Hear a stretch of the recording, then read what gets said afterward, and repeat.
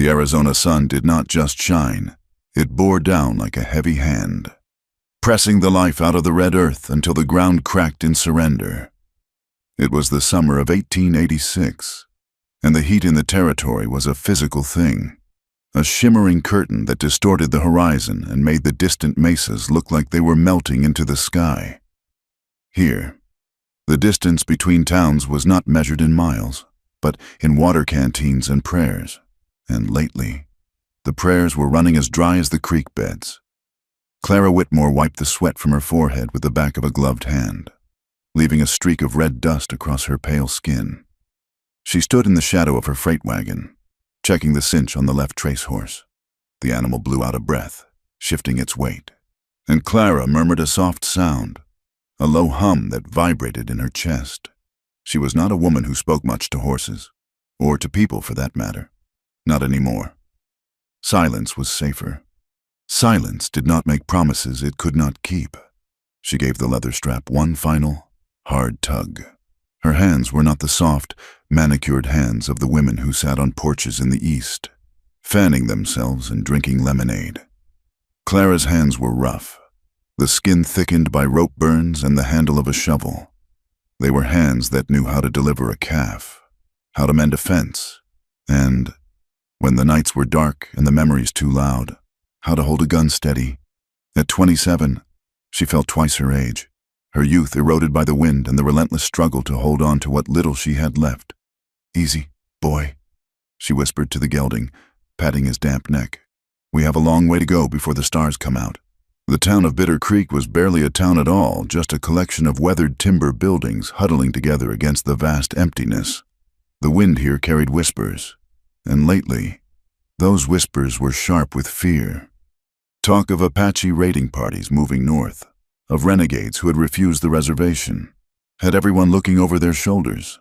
But Clara knew there were worse things than Apaches out in the scrub. There were men who wore badges and smiled with their teeth while they stole the ground from under your feet. She walked to the back of the wagon, her boots crunching on the gravel.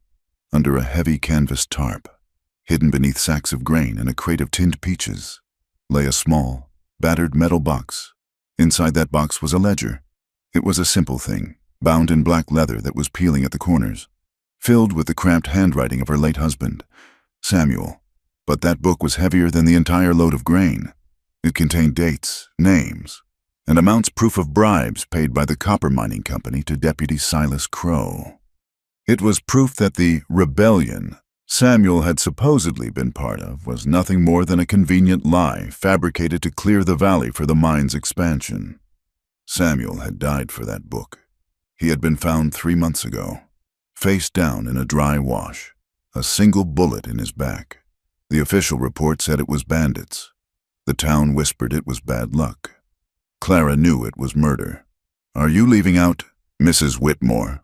The voice was smooth, like oil pouring over gravel. Clara stiffened, her hand instinctively brushing the skirt of her dress where her Colt Navy revolver was holstered underneath. She turned slowly, composing her face into a mask of weary indifference.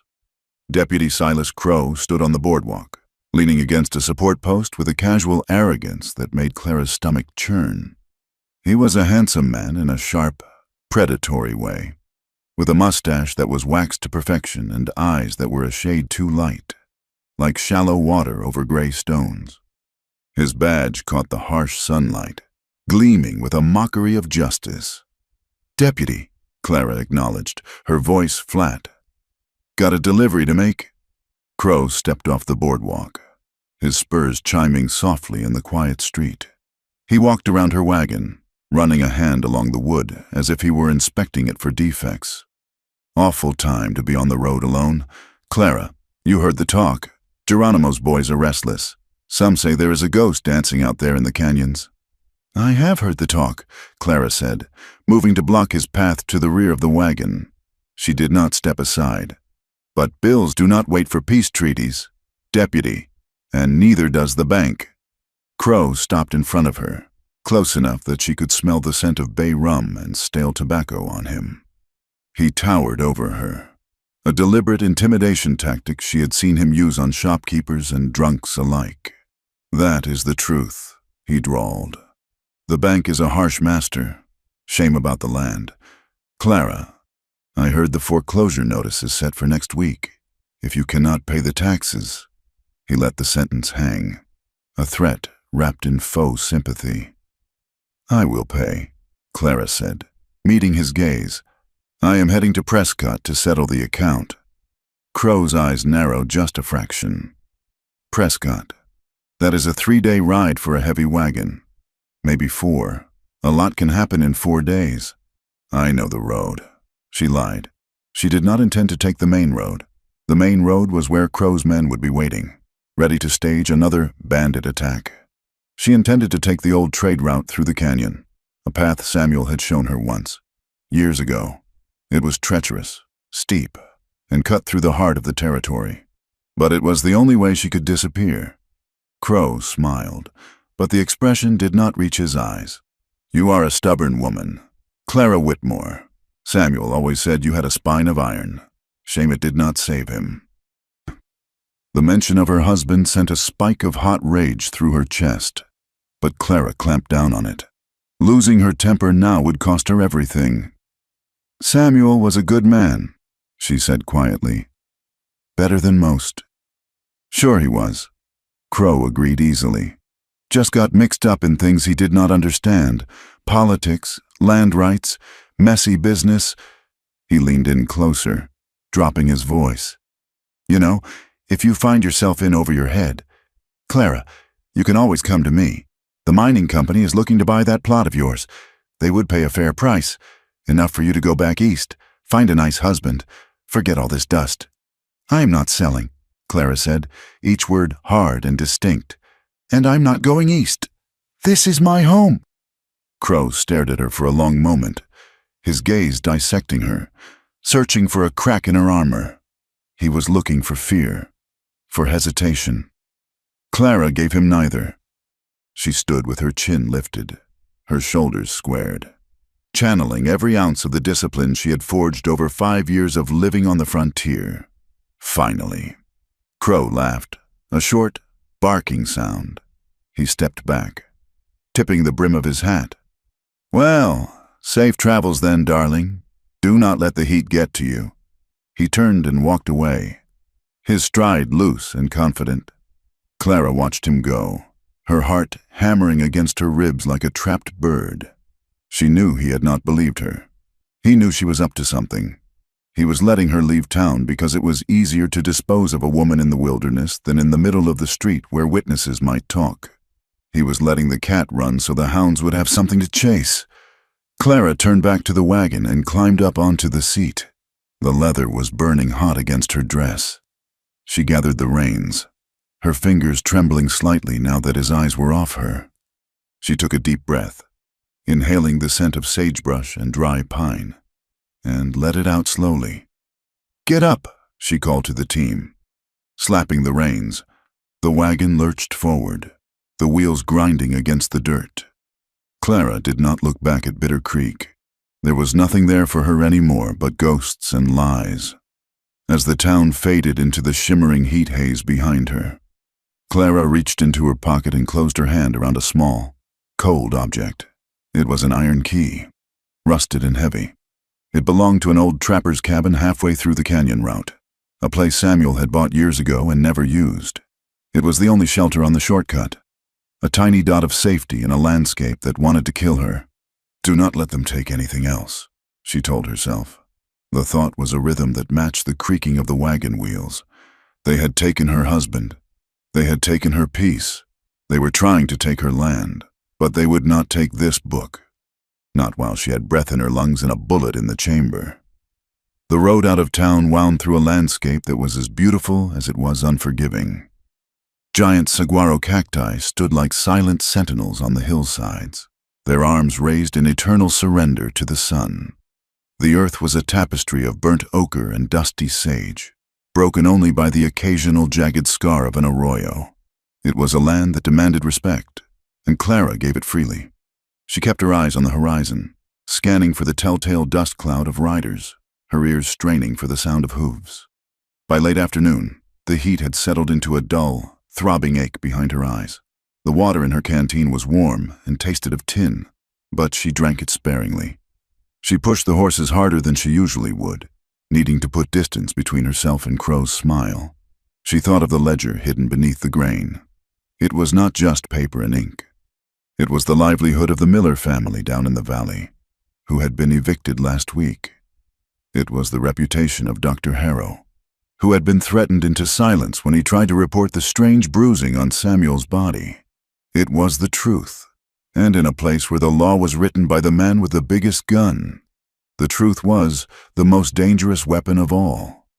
Clara remembered the night Samuel had shown her the book. It had been raining, a rare, torrential downpour that hammered against the roof of their small cabin. Samuel had looked old that night, the lines around his eyes deep with worry. "If anything happens to me, Clara," he had said, pressing the book into her hands, "you take this to Judge Henry and Prescott. Do not trust anyone locally, not the sheriff, and definitely not Crow. You promised me." She had promised, thinking he was just being paranoid. She had been wrong. The sun began to dip toward the western horizon, painting the sky in violent shades of purple and bruised orange. The shadows of the cacti stretched out long and thin, like grasping fingers reaching for the wagon. Clara turned the team off the main road, guiding them toward a narrow, rocky trail that disappeared into the mouth of a box canyon. This was the point of no return. The main road was wide and well-traveled, patrolled by the stagecoach lines. This trail was a scar on the land, barely wide enough for the wagon wheels, winding through the country that even the coyotes avoided. It was the path of smugglers and outcasts. As the wagon rumbled over the uneven ground, Clara felt a sudden, sharp pang of loneliness. It was a physical sensation, an ache in the center of her chest. She had always prided herself on her independence. She had come west with her father when she was 18, buried him 2 years later, and married Samuel not out of desperation, but out of a mutual respect that had grown into a deep, quiet love. She did not need a man to tell her how to live. She could shoot a rattlesnake at 20 paces and dress a deer before breakfast. But God, she missed him. She missed the sound of his boots on the floorboards. She missed the way he smelled of sawdust and tobacco. She hated this needing someone, hating the void their absence left behind. It made her feel weak, and Clara Whitmore could not afford to be weak. "Pull it together, Clara," she muttered to the empty air. The canyon walls rose up around her, sheer cliffs of red rock that blocked out the dying sun. The temperature dropped, the air growing still and heavy. The silence here was different. It was not the peaceful silence of the open desert. It was a watching silence. It felt as though the rocks themselves were holding their breath. She checked the Winchester rifle resting at her feet, making sure it was within easy reach. The stories of the Apache were not just stories. She knew that. The government had declared the wars over. But out here, treaties were just paper. There were bands of men who had lost everything: their land, their families, their way of life, and they fought with the ferocity of the cornered. Clara did not blame them. In a way, she felt a strange kinship with them. She was being hunted too. She was being pushed off her land by men who saw the world only in terms of profit and loss. But fear was a cold companion. Every shadow that shifted looked like a crouching warrior. Every snap of a twig sounded like an ambush. Clara kept her eyes moving, her body tense. She was not a soldier, but she was a survivor. She had survived the cholera outbreak of '82. She had survived the drought of '84. She would survive this. Night fell completely, wrapping the canyon in a cloak of velvet darkness. Clara lit a lantern and hung it from the side of the wagon, the pool of yellow light illuminating the rumps of the horses and a few feet of the rocky trail ahead. It was dangerous to show a light, but it was more dangerous to drive a wagon blind on this terrain. One wrong step and a wheel could shatter, leaving her stranded miles from water. She drove for another 3 hours, until the horses were stumbling with fatigue. She found a small alcove in the canyon wall, a natural refuge protected from the wind, and pulled the wagon in. Her movements were automatic as she unhitched the team, rubbed them down, and gave them a measure of grain and water. Only when the animals were settled did she tend to herself. She built a small fire, keeping the flames low and protected by rocks to hide the glow. She heated a tin of beans and ate them mechanically, barely tasting the food, sitting by the dying embers. Clara pulled the key from her pocket again. In the firelight, the rust looked like dried blood. The old cabin was still a day's ride away. If she could make it there, she could rest. There was a spring nearby, and the cabin had thick walls. She could fortify it, sleep for a few hours without one eye open. She wrapped herself in her bedroll, lying underneath the wagon with her hand on the revolver. The ground was hard, but she was used to it. Above her, through the gap in the canyon walls, she could see a slice of the heavens. The stars were brilliant, cold and in different diamonds scattered on black velvet. Right place, she whispered to herself, a bitter irony coloring the words. She was in the middle of nowhere, hunted by a corrupt lawman, carrying a death warrant in a metal box. It was exactly the wrong place to be. But as sleep finally began to pull at her, a different thought surfaced. It was the memory of Crow's smirk, the way he had looked at her land as if he already owned it. Let him come, she thought, her grip tightening on the gun. Let him try. She did not know that 20 miles behind her, 2 riders were picking their way through the darkness, following the deep tracks of her wagon wheels. She did not know that 20 miles ahead of her, a man was bleeding onto the floor of the very cabin she sought, a man who had been hunted longer and harder than she could imagine. Clara slept, but it was a light, restless sleep, filled with dreams of fire and the sound of breaking glass.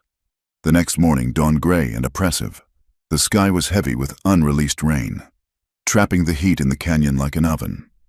Clara woke before sunrise, her body stiff, her mouth dry. She wasted no time. Cold coffee and a piece of hardtack served as breakfast. By the time the first rays of the sun hit the top of the cliffs, she was moving again. The trail grew rougher. The wagon groaned and creaked, protesting every rock and rut. Clara had to walk alongside the team for long stretches to lighten the load, guiding the horses by hand. The dust coated her throat, making it hard to swallow. Around noon, she found the first sign that she was not alone. She had stopped to check a hoof on the right horse when she saw it. On the ground, near a cluster of prickly pear cactus, was a set of tracks.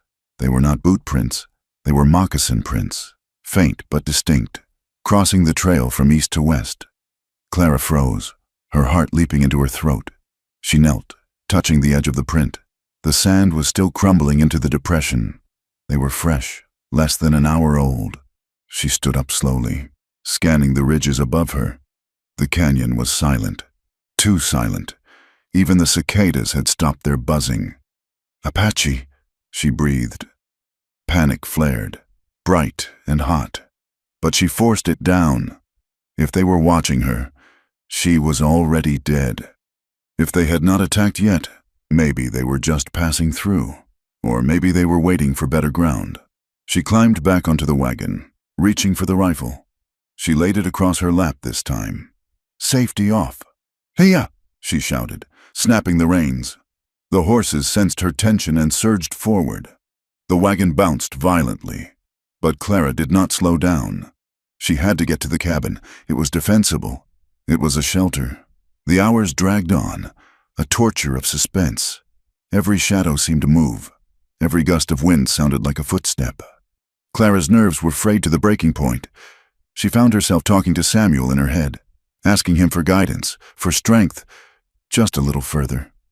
"Sam, just take me to the door." Finally, as the afternoon sun began to lengthen the shadows once more, the canyon opened up into a small, secluded box valley. There, nestled against a backdrop of towering pines and red boulders, stood the cabin.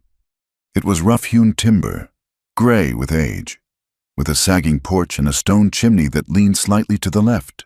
But to Clara, it looked like a palace. It stood on a slight rise, commanding a view of the approach. She pulled the wagon around the back, hiding it as best she could in a thicket of scrub oak. She unhitched the horses quickly, tethering them on long lines so they could graze on the sparse grass near the creek. Then, grabbing her rifle and the heavy metal box, she walked up the slope to the cabin. The place looked abandoned. Weeds grew tall around the steps. The windows were dark, staring out like hollow eyes. There was no sign of life. No smoke from the chimney, no movement. Clara reached the porch, the wood groaning under her boots.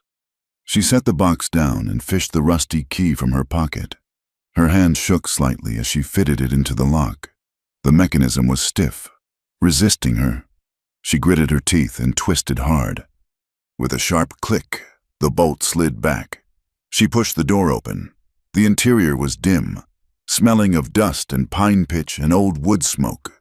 Shafts of light cut through the gloom from the cracks in the shutters.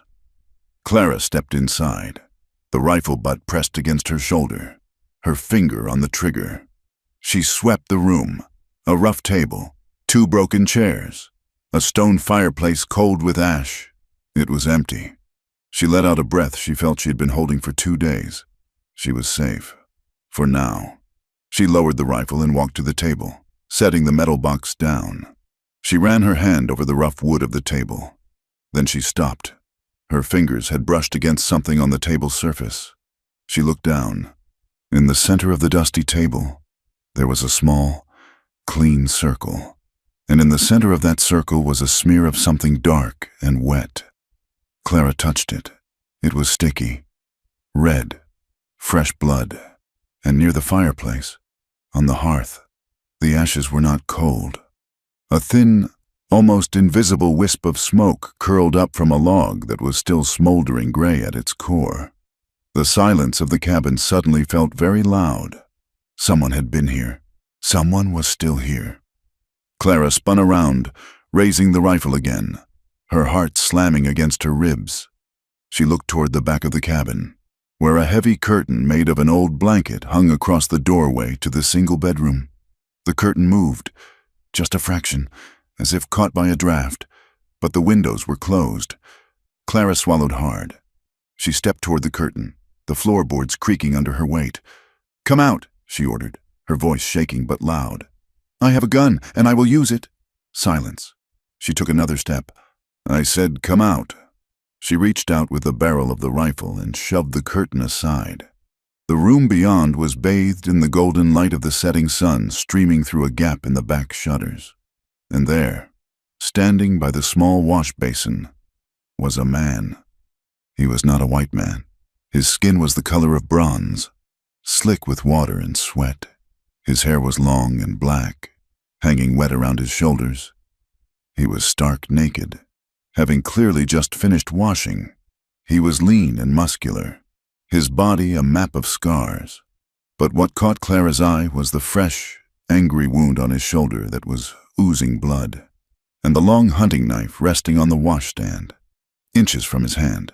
He did not flinch when the curtain flew back. He did not reach for the knife. He did not cover himself. He simply turned his head slowly and looked at her. His eyes were dark, intelligent, and utterly calm. There was no fear in them, only a weary sort of amusement. Clara stood frozen, the rifle pointed at his chest.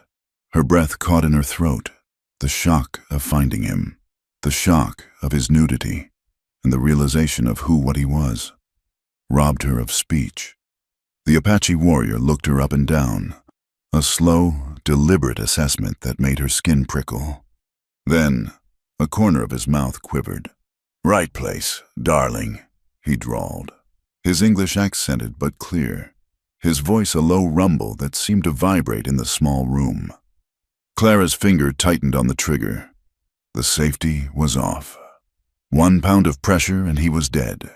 But she did not fire, because in that split second, she saw something else. She saw the way he was leaning slightly against the wall for support. She saw the tremor in his legs. She saw the haunted look behind the amusement in his eyes. He was not attacking. He was waiting. And outside, the wind howled around the eaves of the cabin, carrying with it the scent of rain and the promise of a long, dark night. The silence that followed his words was heavier than the iron of the Winchester rifle in Clara's hands. "Right place, darling." The drawl hung in the stagnant air of the cabin. low and laced with a grit that sounded like boots dragging over gravel. The man stood there, framed by the dying light, unashamed of his nakedness, his bronze skin slick with river water and the darker, viscous sheen of fresh blood on his shoulder. He did not move to cover himself. He did not reach for the knife that lay on the washstand, though his fingers were mere inches from the handle.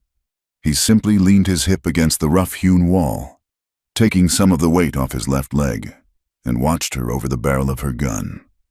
Clara felt the trigger bite into the pad of her index finger. Her heart was hammering a frantic rhythm against her ribs, a stark contrast to the icy calculation flooding her mind. She was a woman alone, miles from civilization, facing an Apache warrior in a room the size of a prison cell. Every instinct she possessed screamed at her to fire, to put a bullet in his chest before he could lunge, but she did not. The realization hit her with the force of a physical blow. She was still standing. She had made enough noise approaching the cabin to wake the dead. She had struggled with the lock. She had walked across the creaky floorboards. If this man had wanted to kill her, she would have been dead before she ever touched the curtain. He had listened to her come. He had waited. "Cover yourself," Clara commanded. Her voice was steady, stripped of fear, though her insides were twisting like a knot of vipers.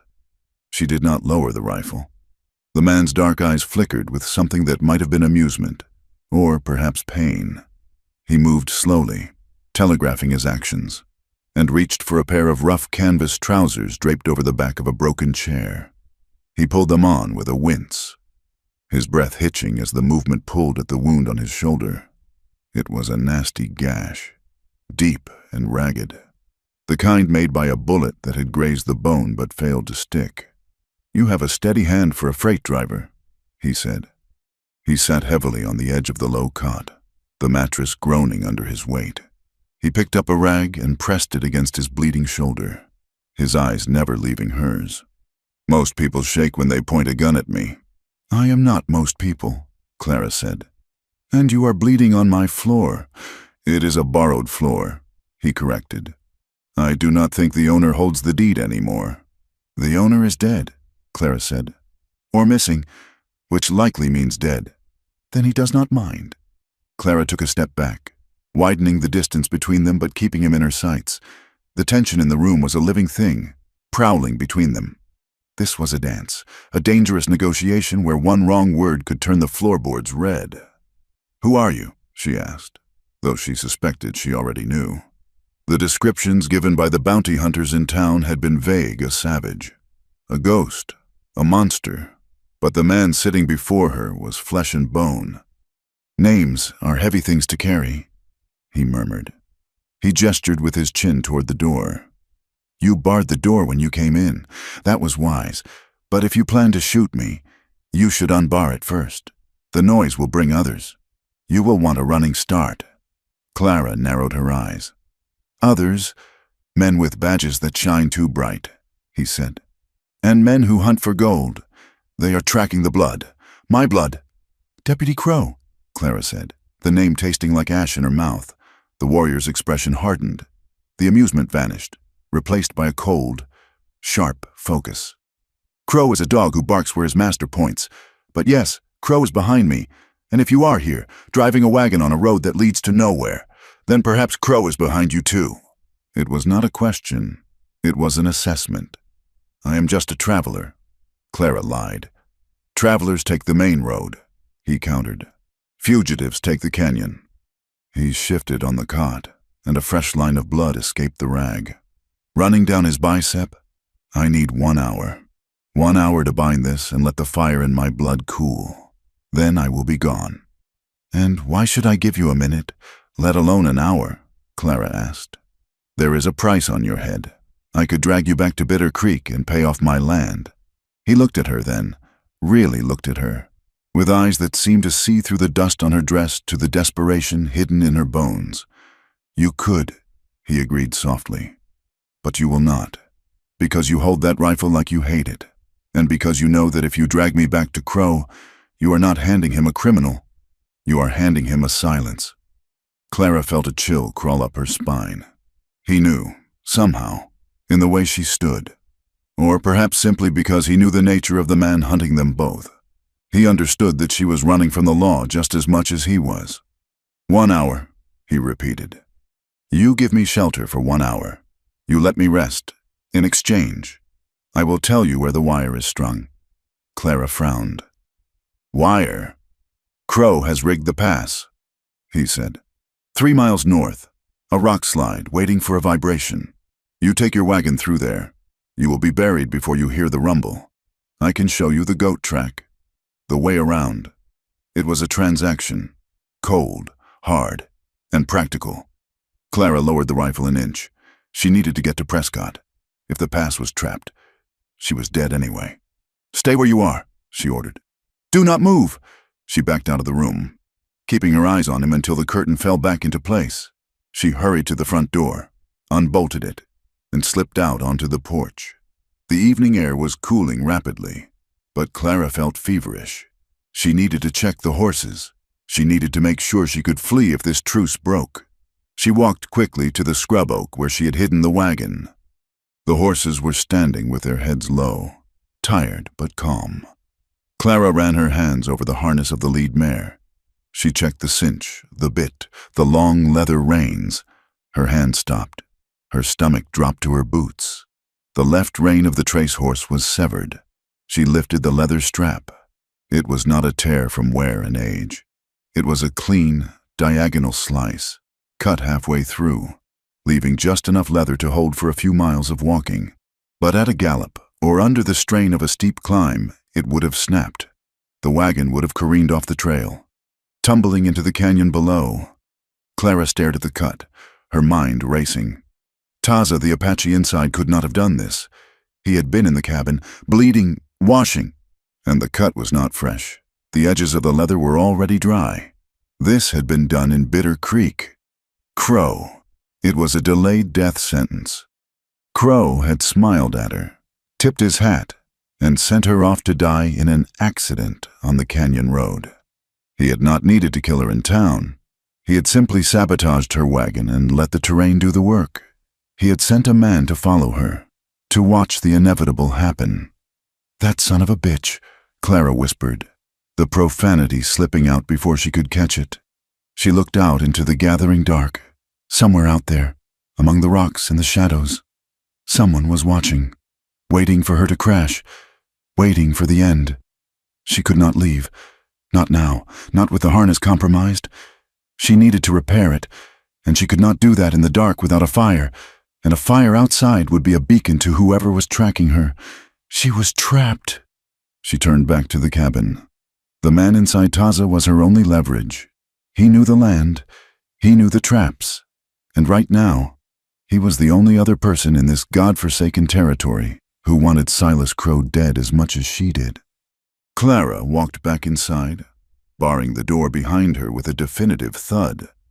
She marched through the main room. Grabbing a roll of clean linen from her supplies and a small jar of salve she kept for the horses, she pushed through the curtain. Taza had not moved. He was watching the entrance, his face a mask of stoic endurance, but the sweat beading on his upper lip betrayed the pain he was in. You did not run, he said. My rein is cut, Clara said sharply, tossing the linen onto the cot beside him. Sabotaged. If I had pushed the team on the incline, I would be dead. Taza's eyes narrowed. Crow likes his accidents. He does, Clara said. She leaned the rifle against the wall, within reach, and pulled a chair closer to the cot. She was committed now.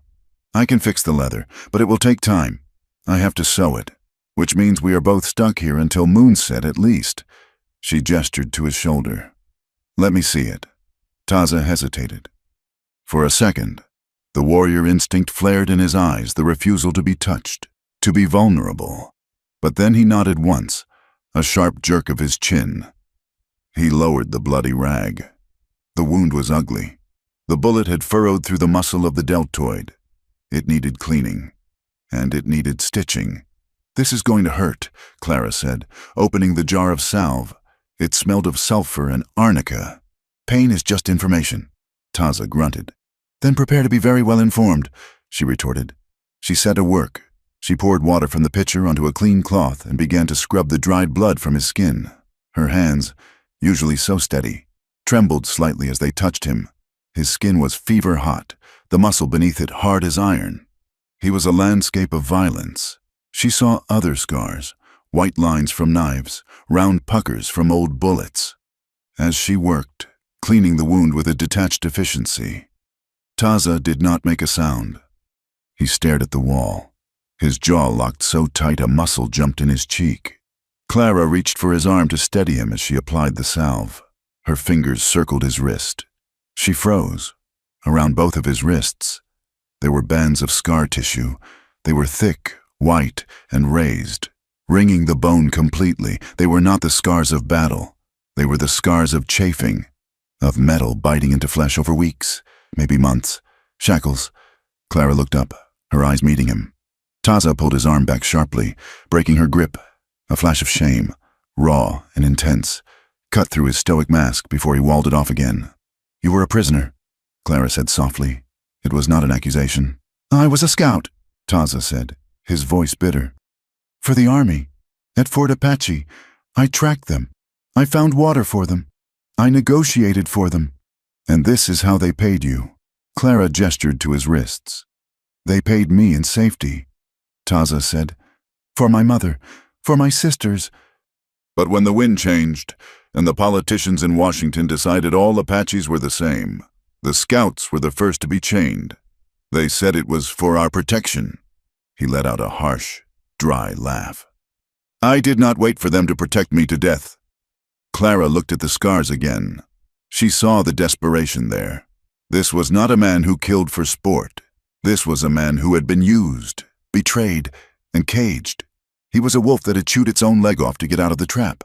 And now, here he was, bleeding in her cabin, while the same law that had chained him was coming to kill her for a book of numbers. The fear in Clara's chest began to recede, replaced by a strange, cold resolve. She understood desperation. She understood what it was like to be looked at and seen as nothing more than a problem to be solved, an obstacle to be removed. "Hold still," Clara said, her voice softer now. "I am going to wrap this tight." She leaned in, winding the linen around his shoulder. She was close enough to smell him river water, blood, and the deep, dusty scent of the desert. For a moment, the world shrank down to the circle of lamplight in the small room. The boundary between them white woman and Apache warrior blurred under the necessity of survival. "You said you know the way around the rock slide," Clara said, tying off the bandage.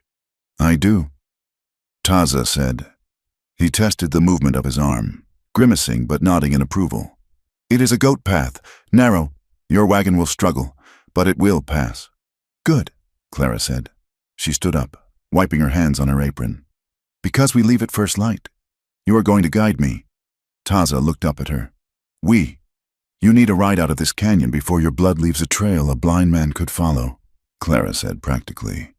"And I need someone who can see a trap before I drive into it. We are stuck with each other." Taza. It was the first time she had used his name. The sound of it seemed to change the air in the room. Taza studied her face, searching for deception. He saw only the hard set of her jaw and the tired determination in her gray eyes. "Crow will not stop," Taza warned. "If he is hunting you, he will hunt you until the ocean. Then he has a long ride ahead of him," Clara said. She picked up the rifle. "Get some sleep. I will take the first watch." She turned to leave the room, but his voice stopped her. "Clara," she paused, her hand on the curtain. It was strange to hear her name on his tongue. "The man who cut your rein," Taza said quietly. "He is likely waiting on the ridge, watching the cabin. When the sun comes up, he will expect to see wreckage.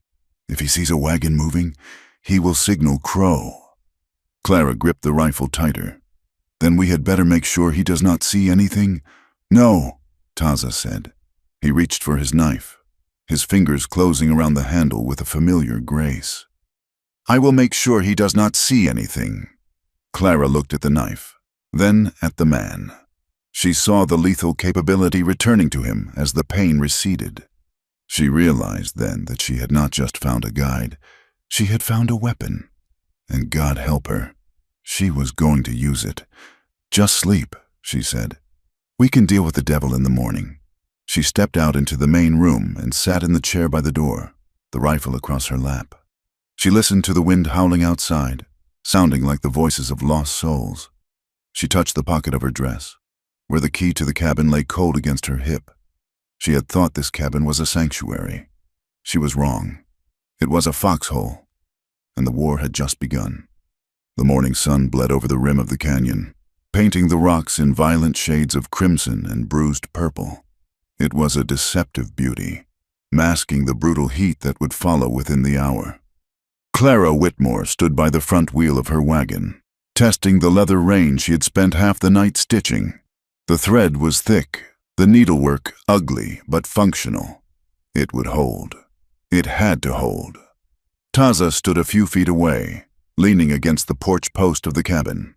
He had found a rough cotton shirt in the trunk at the foot of the bed. Samuel's old work shirt. It was tight across his broad shoulders, the fabric straining against the bandages beneath, but it covered the copper skin that had been so distracting the night before. He looked less like a wild spirit of the canyon now, and more like a man trying to fit into a world that had no shape for him. "The deal is simple," Clara said, her voice raspy from lack of sleep. She wiped her hands on her skirt. "You get me past the rock slide and through the Cholla Flats. Once we hit the ridge that overlooks the Verde Valley, we go our separate ways. You take the high trails where the horses cannot go, and I take the wagon down to Prescott." Taza studied her, his dark eyes unreadable. "And if Crow is waiting at the ridge?" "Then that is my problem," Clara replied, though the thought made her stomach tighten. "I keep the ledger. You keep your freedom. Do we have an accord?" Taza pushed himself off the post. He moved with a predator's grace, despite the limp that favored his left leg. "We have an accord, Clara Whitmore, but do not think the desert cares about your deals. Out here, the only law is survival." They moved out 10 minutes later. Clara drove the team, her hands white-knuckled on the reins. Taza sat beside her on the bench seat. His presence was a heavy weight, a heat source that radiated against her side. Every time the wagon lurched over a stone, their shoulders brushed, a brief, electric contact that Clara tried desperately to ignore. He did not speak much. He simply pointed, a gesture to the left to avoid a patch of soft sand that would mire the wheels, a sharp motion to the right to skirt a nest of rattlesnakes sunning themselves on the flat rocks. He read the land as if it were a map drawn in ink, seeing paths where Clara saw only formidable wilderness. By midday, the heat was a physical hammer. The air shimmered, turning the horizon into a watery mirage. They had bypassed the trapped main road, taking a goat track that clung to the side of the mesa. It was terrifyingly narrow. On one side, the red rock wall rose straight up to the sky. On the other, a sheer drop plunged 500 feet into the dry wash below. Clara kept her eyes fixed on the ears of the lead horse, refusing to look down. She could feel Taza watching her. "You drive well," he said suddenly. The compliment was grudging, stripped of any flattery. "I had to learn," Clara said through gritted teeth.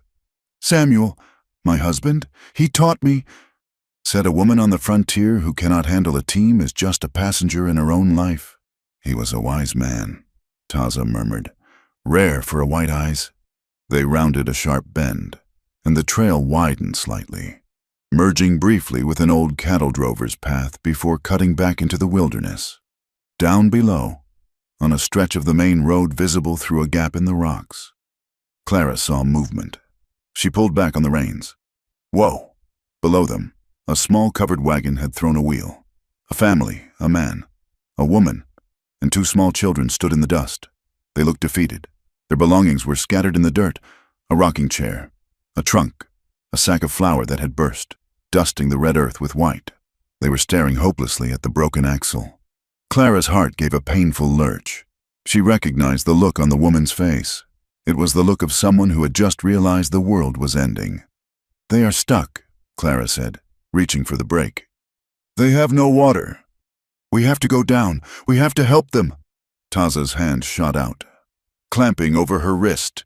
His grip was iron hard. "No!" Clara turned on him, fury flaring. "Let go of me. There are children down there. They will die in this heat." "If you go down there," Taza said, his voice low and urgent, "you leave the high ground. You go back to the road Crow is watching, and you die, and that book dies with you. I cannot just leave them." "Look at them," Taza commanded, pointing with his free hand. "Look at the cart. They are not travelers. They are evictees. They are running because men with badges told them their land belongs to the copper company now." Clara looked closer. He was right. The wagon was overloaded.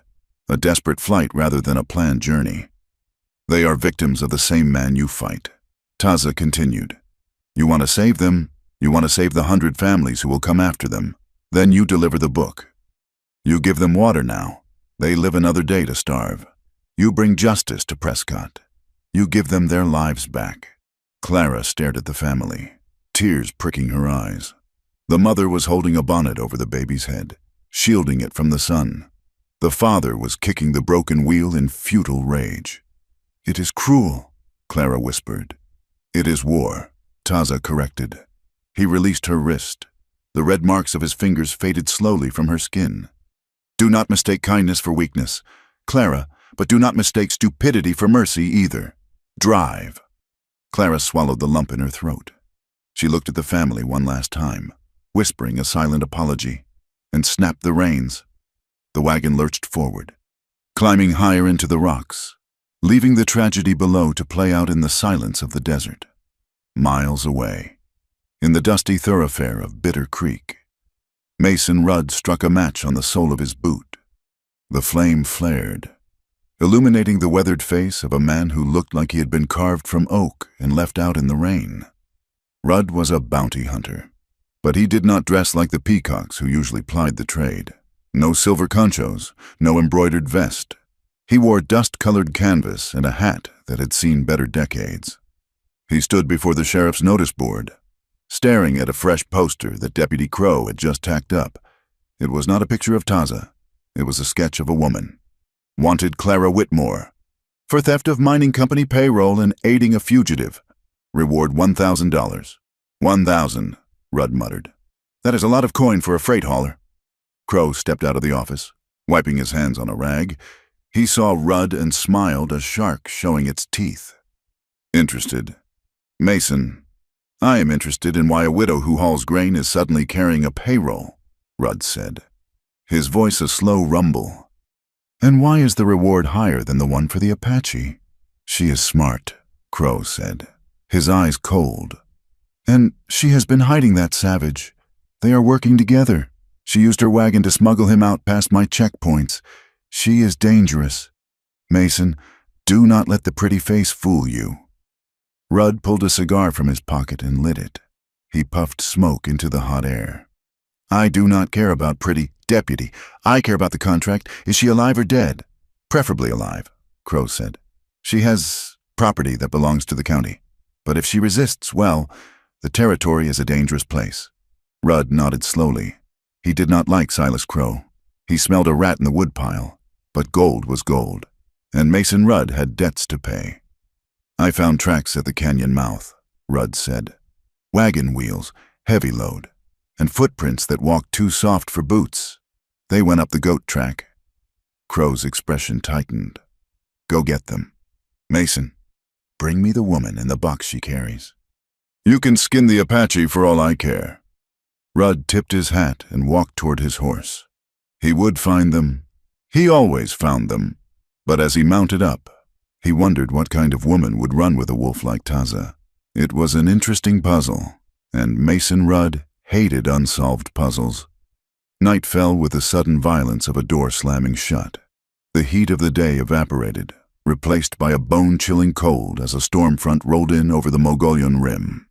Clara and Taza made camp in a shallow overhang beneath a limestone cliff. It was not a cave, just a depression in the rock that offered shelter from the wind. The rain began as a whisper and quickly grew into a roar, a deluge that turned the dry washes into churning rivers of mud.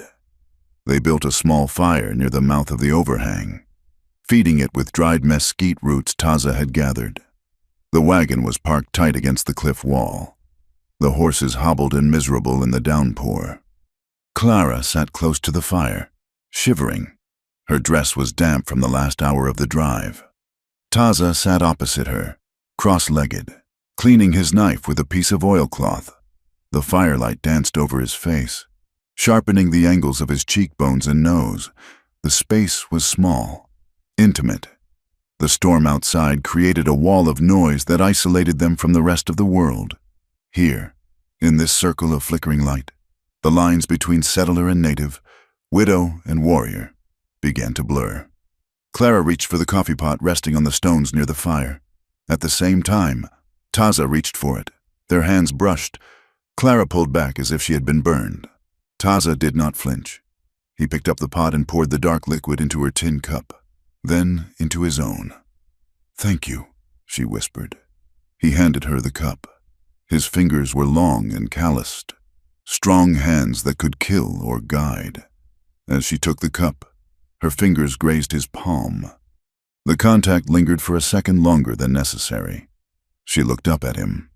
Taza was watching her, not with the predatory gaze of a man looking at a woman, but with a profound curiosity. "You do not look at me like the others," he said quietly. "The others.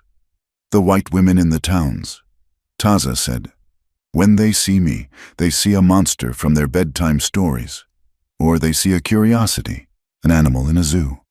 You look at me like I am just a man who is bleeding on your floor." Clara wrapped her hands around the warm metal of the cup. "I have seen monsters, Taza. They usually wear suits and smile while they sign papers. You are just trying to survive. Like me."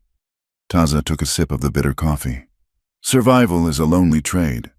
"It does not have to be," Clara said, the words slipping out before she could check them. The air between them grew thick, charged with an unspoken tension. It was not the romance of storybooks. It was the raw, magnetic pull of two people who had seen the bottom of the well and recognized the darkness in each other's eyes.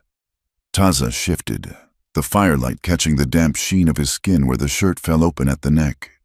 Clara felt a flush rise in her cheeks that had nothing to do with the fire.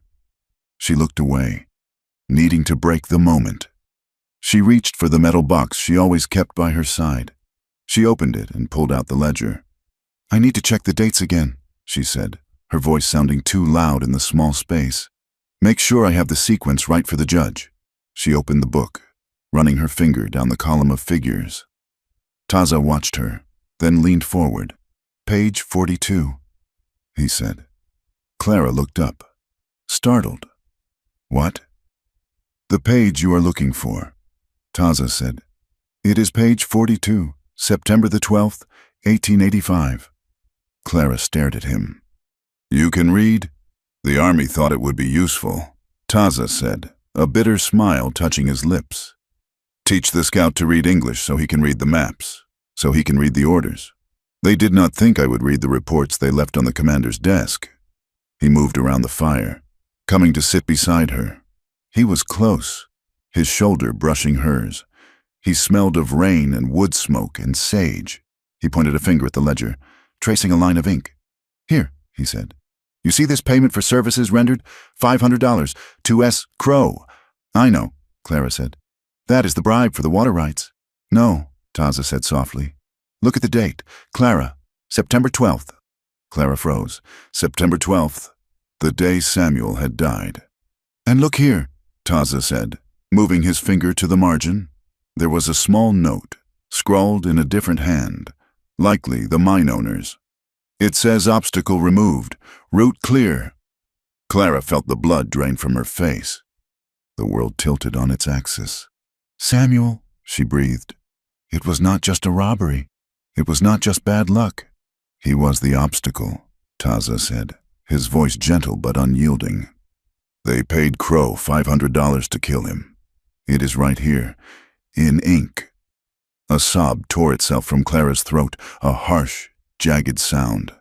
She slammed the book shut, her hands trembling violently. The grief she had pushed down, the anger she had bottled up to survive, threatened to explode. "They bought him," she whispered. Like a sack of grain. $500. She buried her face in her hands. She felt Taza's presence beside her. A solid, warm anchor in the storm. He did not hug her, that would have been too much, too soon, but he placed his hand on her back, between her shoulder blades.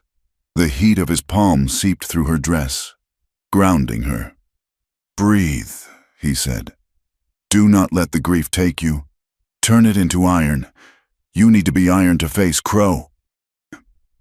Clara inhaled sharply, the smell of the rain mixing with the scent of him. She nodded, wiping her eyes.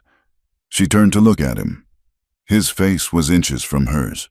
She could see the flecks of gold in his dark eyes. For a moment, neither of them moved. The rain drummed against the rock. The fire crackled. The distance between them was nothing. If she leaned forward, if he leaned in. Taza pulled back slowly, removing his hand. The loss of contact was a physical chill. "Sleep," he said, his voice rough. "Tomorrow we hit the Chola Flats. The land there is tricky. You will need your eyes." He moved back to his side of the fire, lying down with his back to her. But Clara knew he was not sleeping. She could see the tension in his shoulders. She lay down on her bedroll, clutching the ledger to her chest. The anger was there, cold and hard as a diamond. But beneath it was something else, a new feeling. She was not alone in the dark anymore. The next morning, the storm had passed, leaving the desert washed clean and smelling of creosote. The air was cool, the sky a piercing, impossible blue. They packed up in silence, the memory of the night hanging between them. As they guided the wagon down from the rocks onto the flatlands, the landscape changed. They entered the Chola forest. Thousands of jumping cacti stretched out before them, their skeletal arms glowing silver in the sunlight. It was a beautiful, deadly garden. One brush against the spines and they would embed themselves in flesh, almost impossible to remove. "Watch the birds," Taza said, breaking the silence.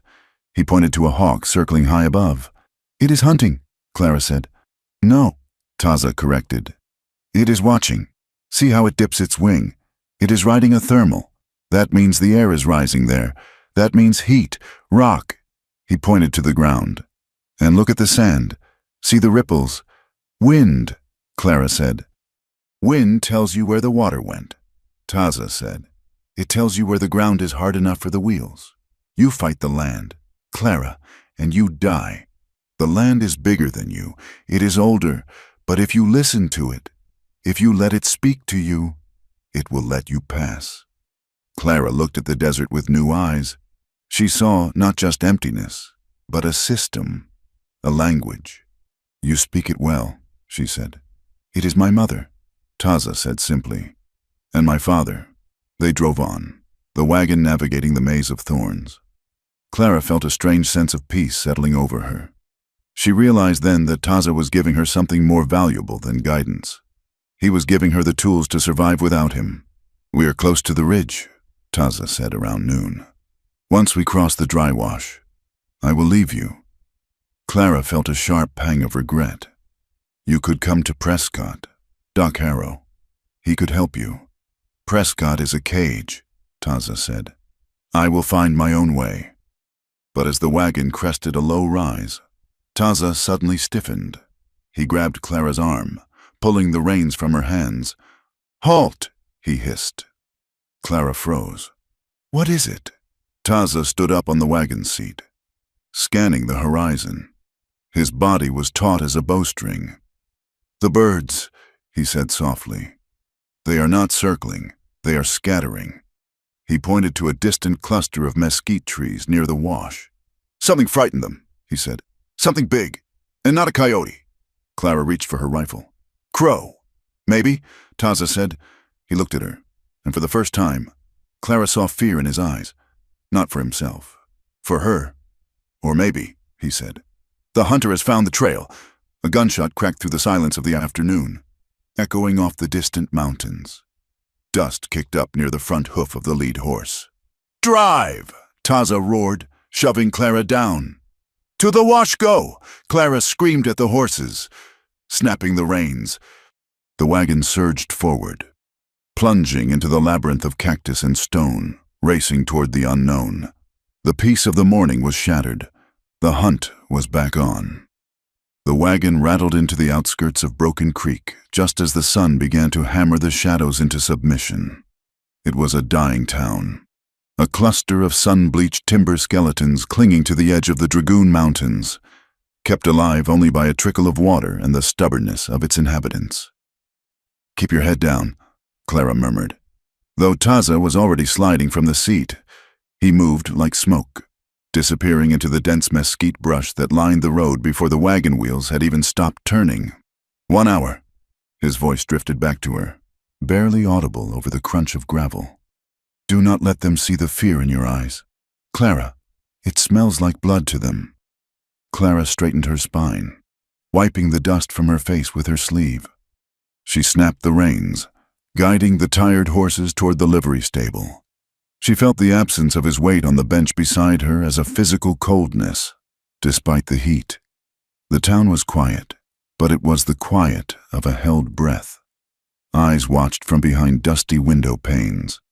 A dog barked once, then fell silent.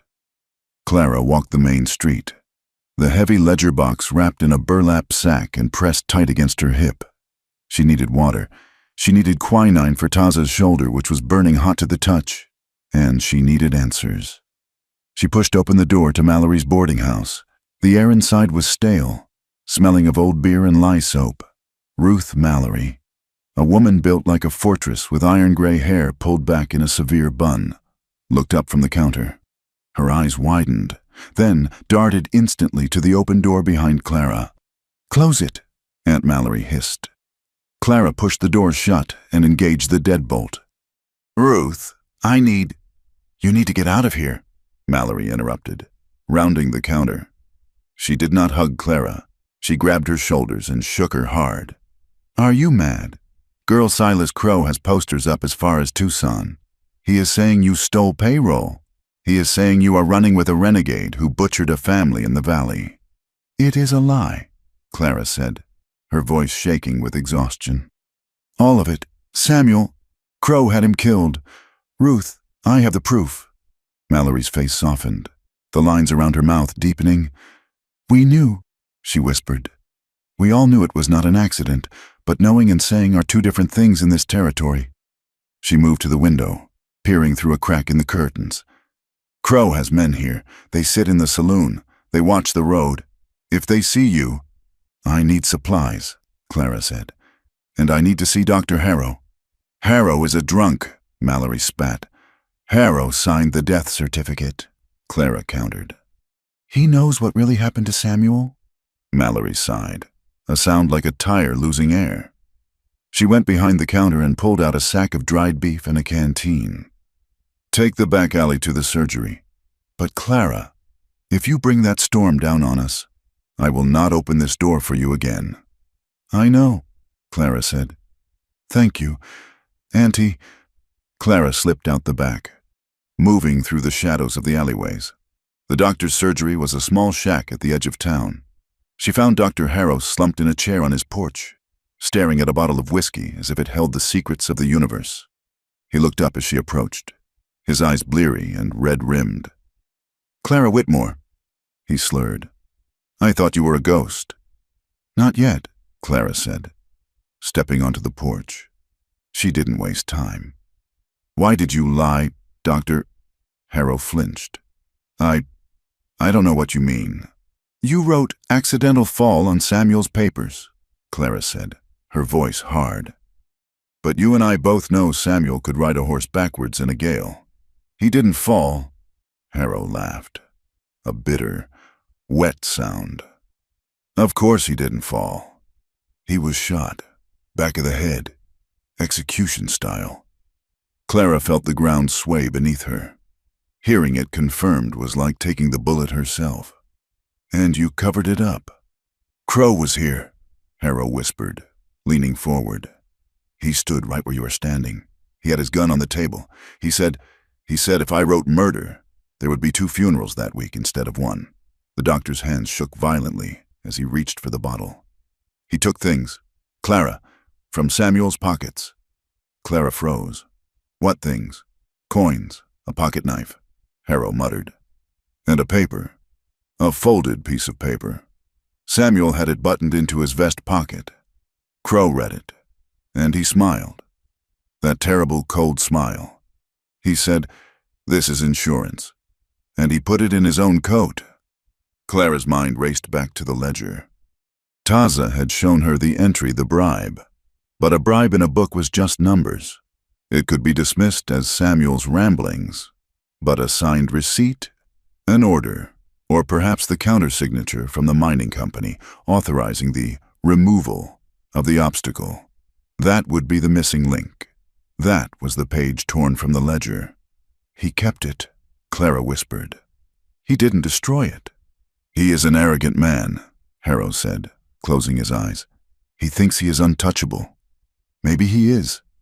Clara left him there with his demons. She had what she needed. The ledger was the gun, but the paper in Crow's pocket was the bullet. She had to get him to court, not just to present the book, but to force him to produce that paper. While Clara navigated the treacherous currents of the town, Taza moved through the brush like a phantom. He was not heading for water. He was following a sign, a twisted branch of sagebrush left at a fork in the game trail. He found her by the dry creek bed, sitting on a flat rock, sharpening a skinning knife. Nita. She wore the clothes of the White Eyes, a calico dress, but her hair was loose, and her eyes held the fierce, unyielding light of the old days. "You look like a dead man walking, Taza," she said in their tongue, not looking up. "I have been dead for a long time, Nita," Taza replied, stepping into the open. "I'm just waiting for the earth to realize it." Nita looked at him then. Her gaze went to the bandage on his shoulder, then to his face. There was no warmth in her expression, only a hard, sad recognition. "Why are you here? The bounty hunters are swarming like flies on a carcass." "I am helping the woman," Taza said. "The white woman," Nita corrected. She stood up, sliding the knife into her belt. "They say you act as her dog, guarding her wagon. Is this what you have become? First a scout for the Bluecoats, helping them hunt our brothers, and now a pet for a settler." The words were meant to cut, and they did. Taza felt the old shame burn in his gut.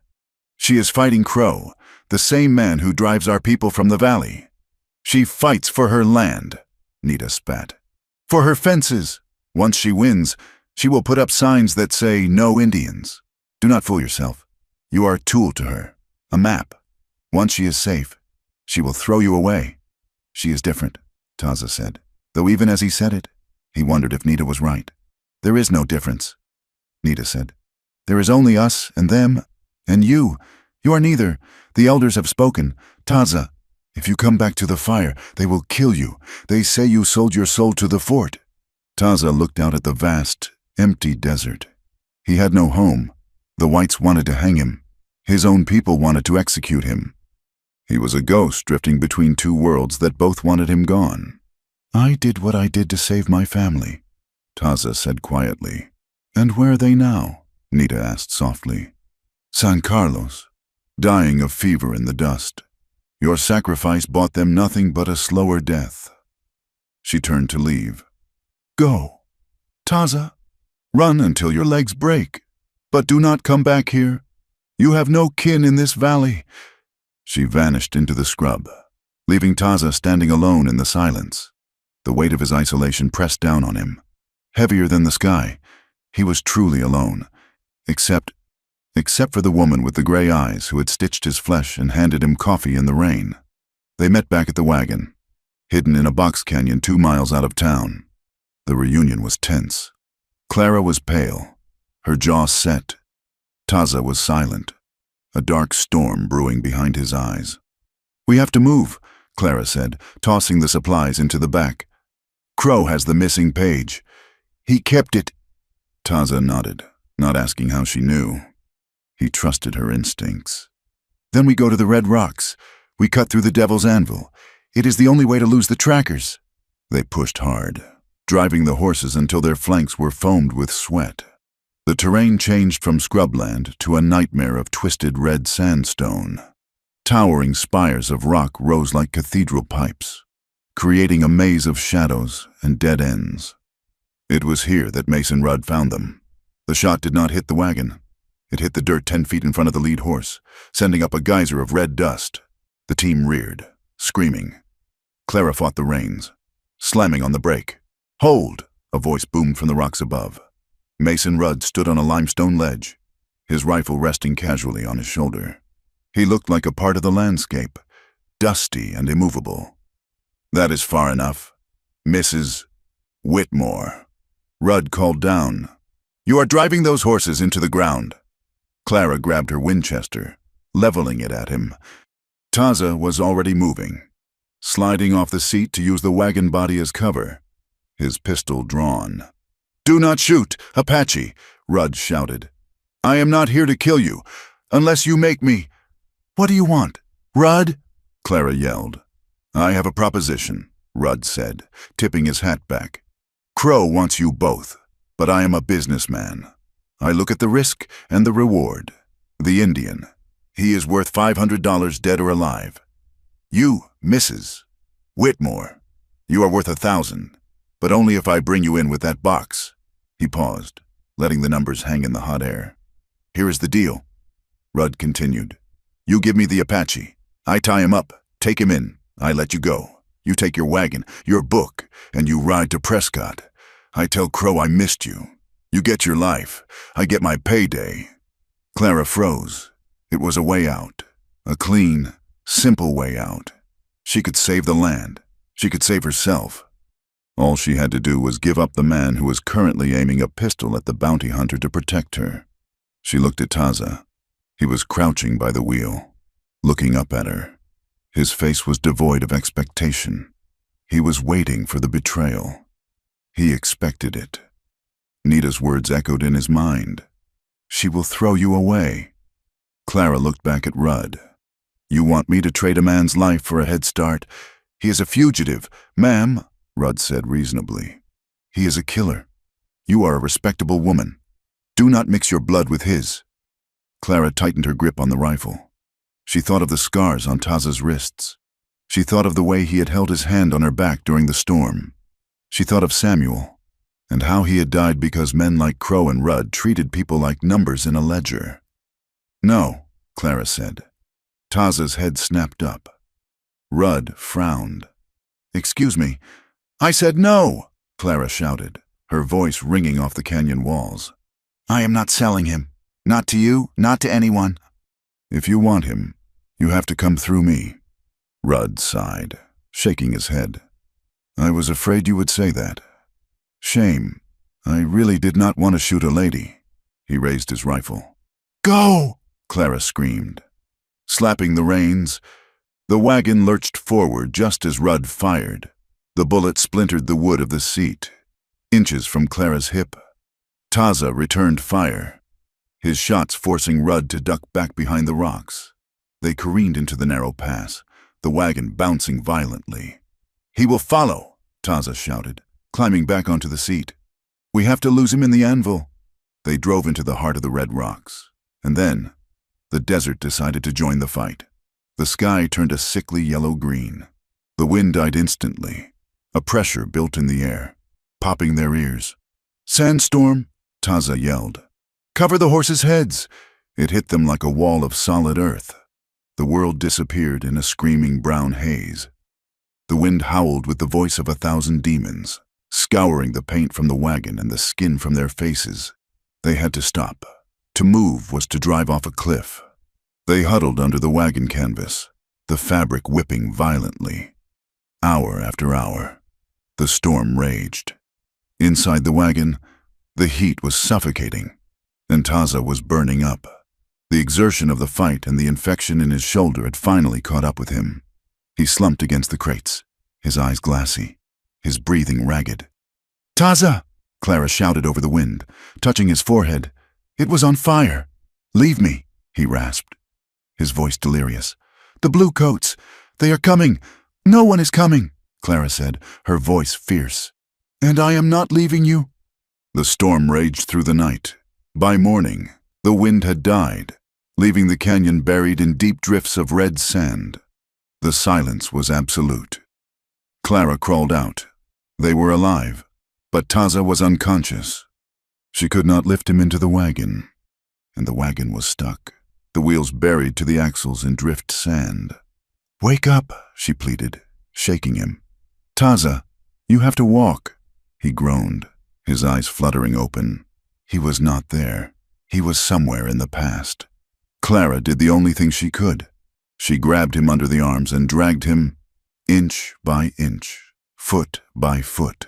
She dragged him toward a deep overhang in the cliff face, a place of shade. She was not a large woman, but she possessed the hysterical strength of the desperate. She pulled him into the shadows. She laid him on the cool sand. He was shivering now, violent tremors that shook his whole frame. "Cold," he whispered. "So cold." They had no blankets. They were still in the wagon. Clara looked at him, then at the vast, indifferent desert. She made a choice. She lay down beside him on the sand. She pulled him close, pressing her body against his back, wrapping her arms around his chest to share her warmth. "I have you," she whispered into his hair. "I have you." It was not sexual. It was primal. It was one life clinging to another in the face of the void. She held him through the shakes, murmuring soft nonsense words, the kind one uses to soothe a frightened child or a dying animal. Hours passed. The sun moved across the sky. Eventually, the tremors stopped. Taza's breathing deepened, slowed. When he woke, the shadows were long. He lay still for a moment, confused. Then he realized where he was. He realized who was holding him. He turned slowly. Clara was awake, her eyes gray and exhausted, watching him. He did not pull away. He reached out and took her hand. His grip was weak, but steady. He squeezed her fingers, not to possess, but to anchor himself to the earth, to verify that she was real. "Why?" he croaked. "You could have taken Rudd's deal." "I do not make deals with devils," Clara said softly. Taza looked at their joined hands. The contrast of his dark skin against her pale fingers was stark, yet they fit together. "My name," he said, his voice raspy. "It is not just Taza."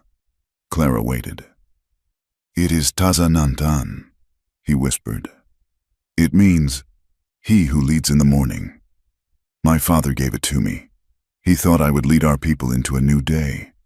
He laughed weakly. "But I have only led them into cages."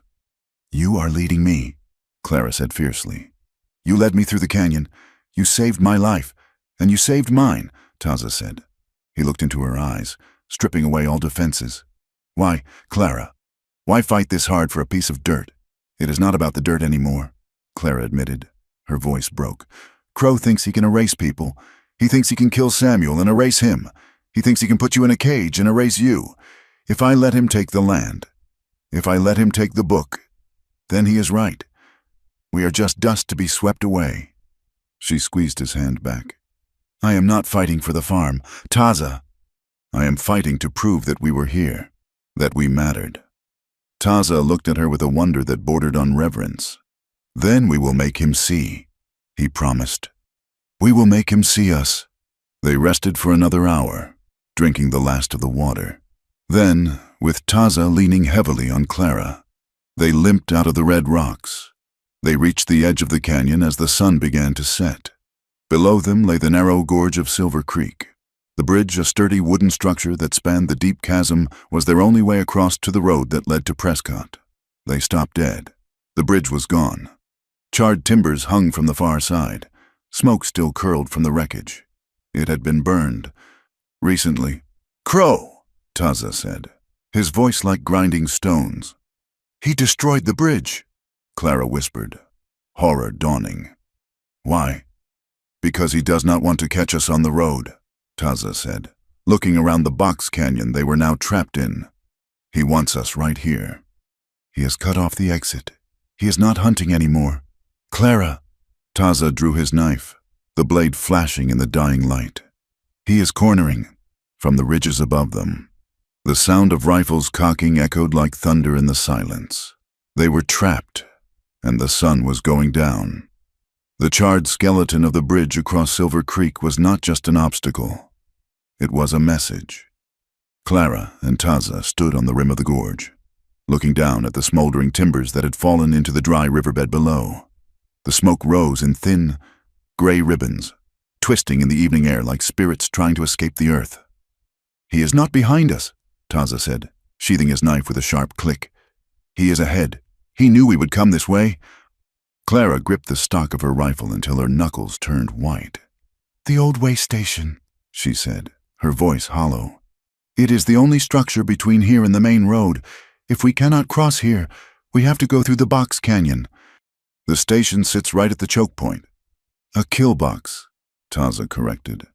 He looked at her, his face gray with exhaustion, the fever from his shoulder returning to glaze his eyes. "You should stay here. Hide in the rocks. I will draw them out." "No," Clara said.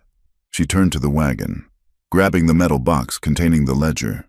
She wrapped it in her shawl and tied it across her chest. "We started this together. We finished it together.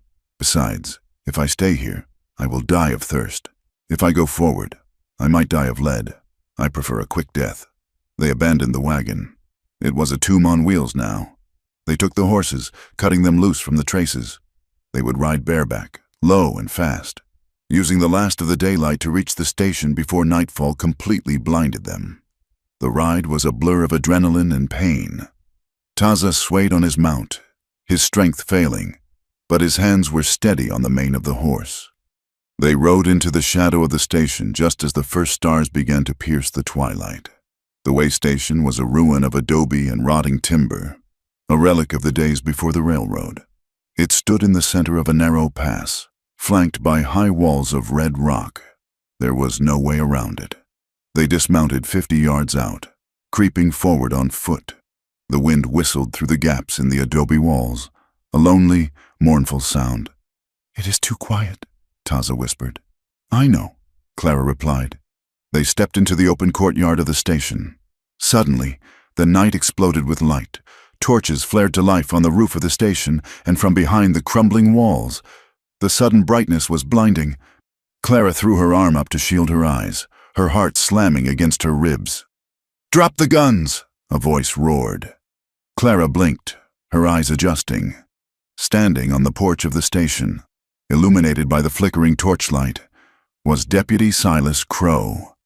He looked immaculate, his uniform pressed, his badge gleaming like a silver coin.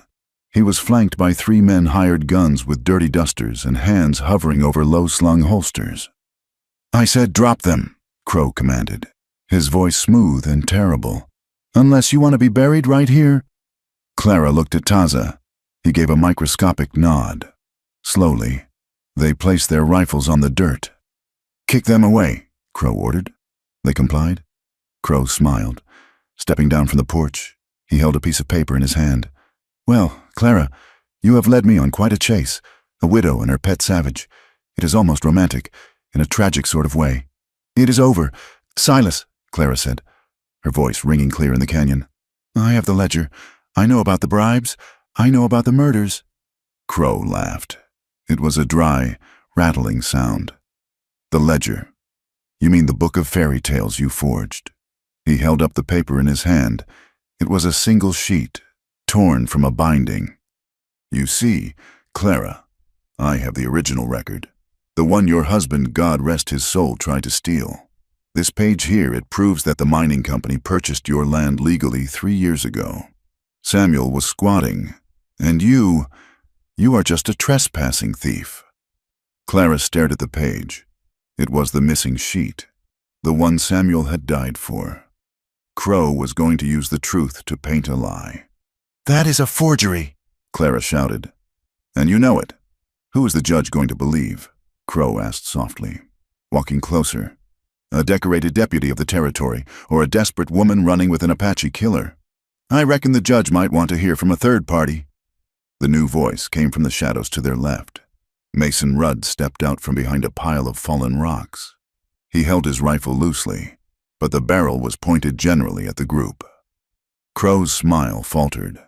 "Rudd, you are late. I ran into a sandstorm," Rudd drawled. He looked at Clara, then at Taza. "I see you caught them. Where is my money? Silas, you will get your money when I see bodies." Crow snapped. "Put a bullet in the Indian. Mason, Earn your keep.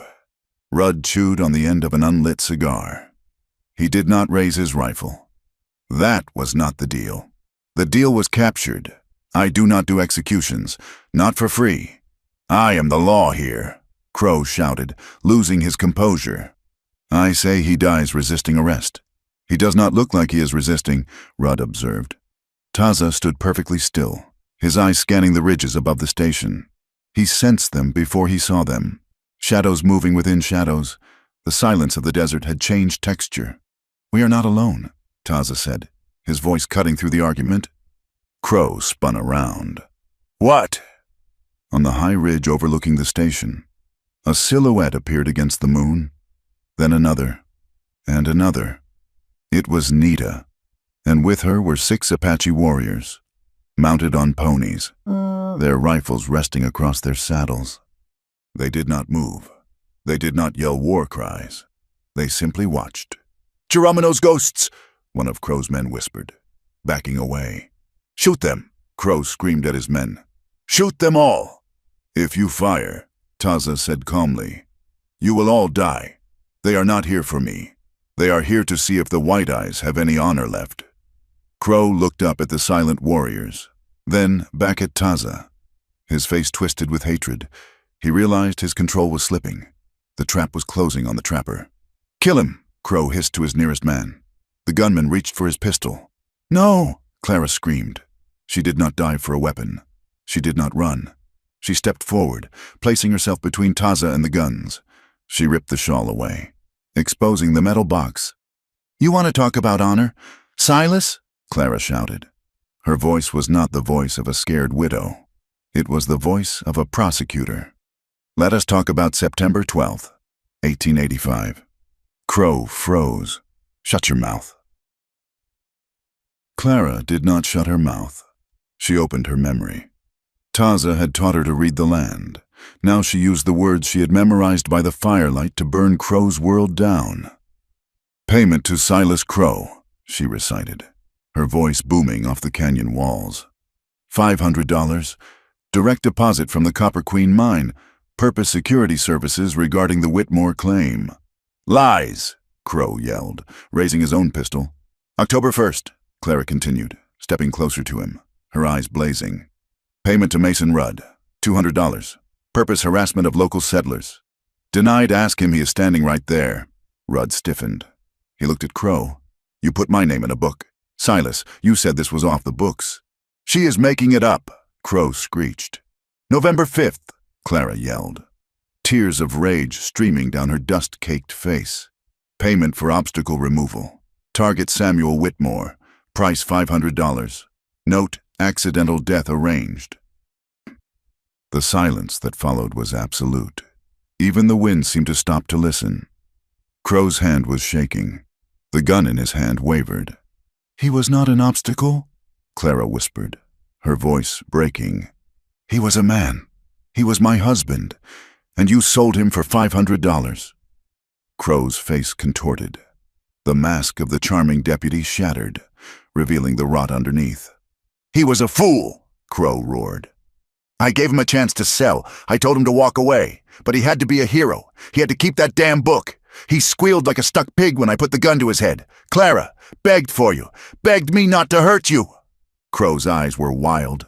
I did him a favor. I made it quick. He had said it. He had confessed.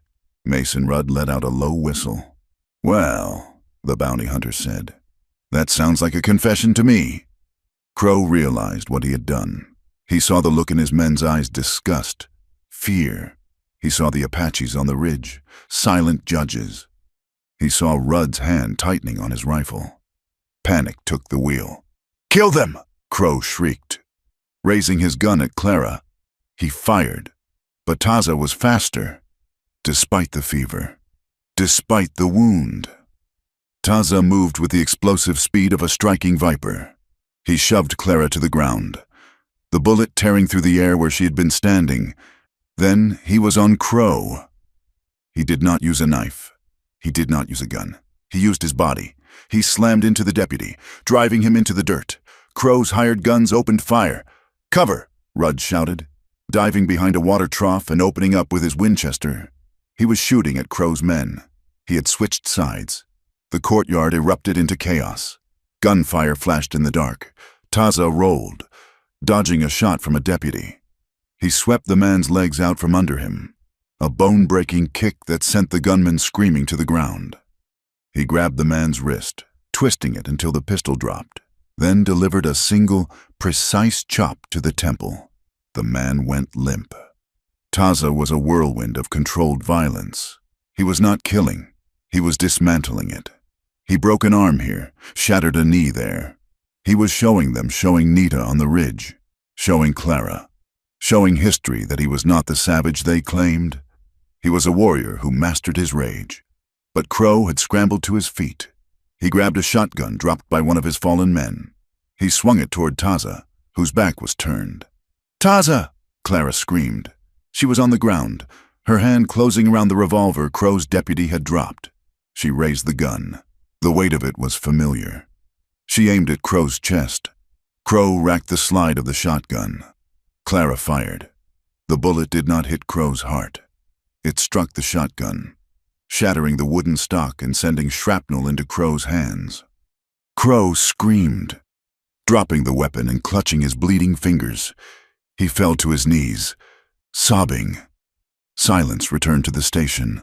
The hired men were groaning on the ground. Crow was defeated. Taza stood over him, his chest heaving. Blood was soaking through the bandage on his shoulder, and a new dark stain was spreading on his side. He had been hit. He looked down at Crow. He picked up the knife from the dirt. Crow looked up, eyes wide with terror. "Do it," he whimpered. "Do it, you savage! Finish it!" Taza looked at the knife. Then he looked up at the ridge. Nita was watching. He looked at Clara. She was getting to her feet, the smoking pistol still in her hand. Taza flipped the knife in his hand. With a sudden, violent motion, he drove it down. Crow flinched, closing his eyes. The knife buried itself in the earth, an inch from Crow's ear. Quivering, "I am not your executioner," Taza said, his voice raspy but strong. "You do not get the easy way out. You get the cage, you get the chains, you get to live with what you are." He stepped back. Clara walked forward. She stood over Crow. She could shoot him. No jury in the territory would convict her. He had confessed to murdering her husband. The rage in her blood demanded it. She cocked the hammer of the revolver. She pressed the barrel against Crow's forehead. Crow squeezed his eyes shut, tears leaking out. "Samuel begged for my life," Clara whispered. "So I will save yours, not for you, but for him, because he was a good man, and I will not let you turn me into a murderer." She slowly uncorked the hammer and lowered the gun. "Tie him up," she said to Rudd. Rudd stepped forward, shaking his head with a grin. "You folks are making it very hard for a man to make a dishonest living." He pulled a length of rope from his belt. "Get up, Silas. You are going to look real pretty in stripes." Clara turned to Taza. She wanted to run to him, to thank him, but Taza swayed. His legs buckled. "Taza!" She caught him as he fell, the impact driving the air from her lungs. She lowered him to the dust. "I am fine," he whispered, but his lips were pale. "Just tired." Clara pressed her hands against his side. The blood was warm and slick. It was flowing too fast. "You are shot," she said, panic rising in her throat. "Rudd, I need help." Rudd finished tying Crow and ran over. He looked at the wound. "Gut shot," he said grimly. "Passed through the side. It missed the vitals, I think, but he is losing a lot of blood." Clara ripped the hem of her petticoat, pressing the cloth into the wound. "Stay with me," she ordered Taza. "Do not you dare leave me now. We won. We beat him."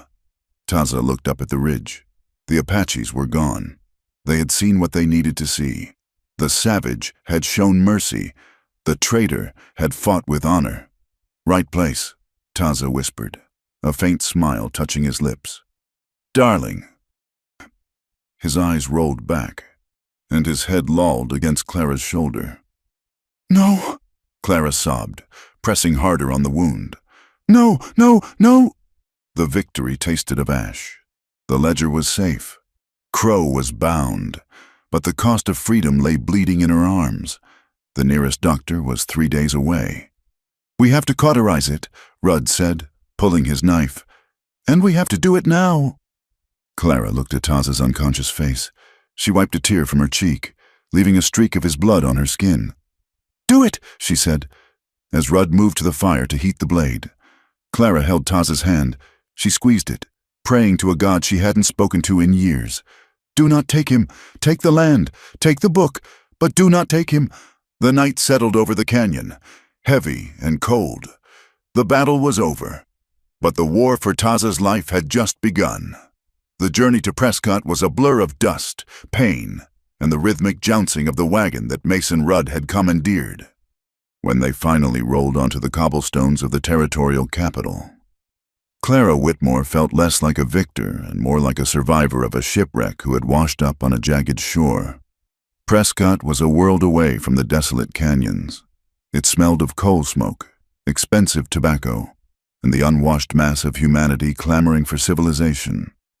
Gas lamps flickered on the corners, and men in suits walked with the hurried importance of those who believed they owned the future.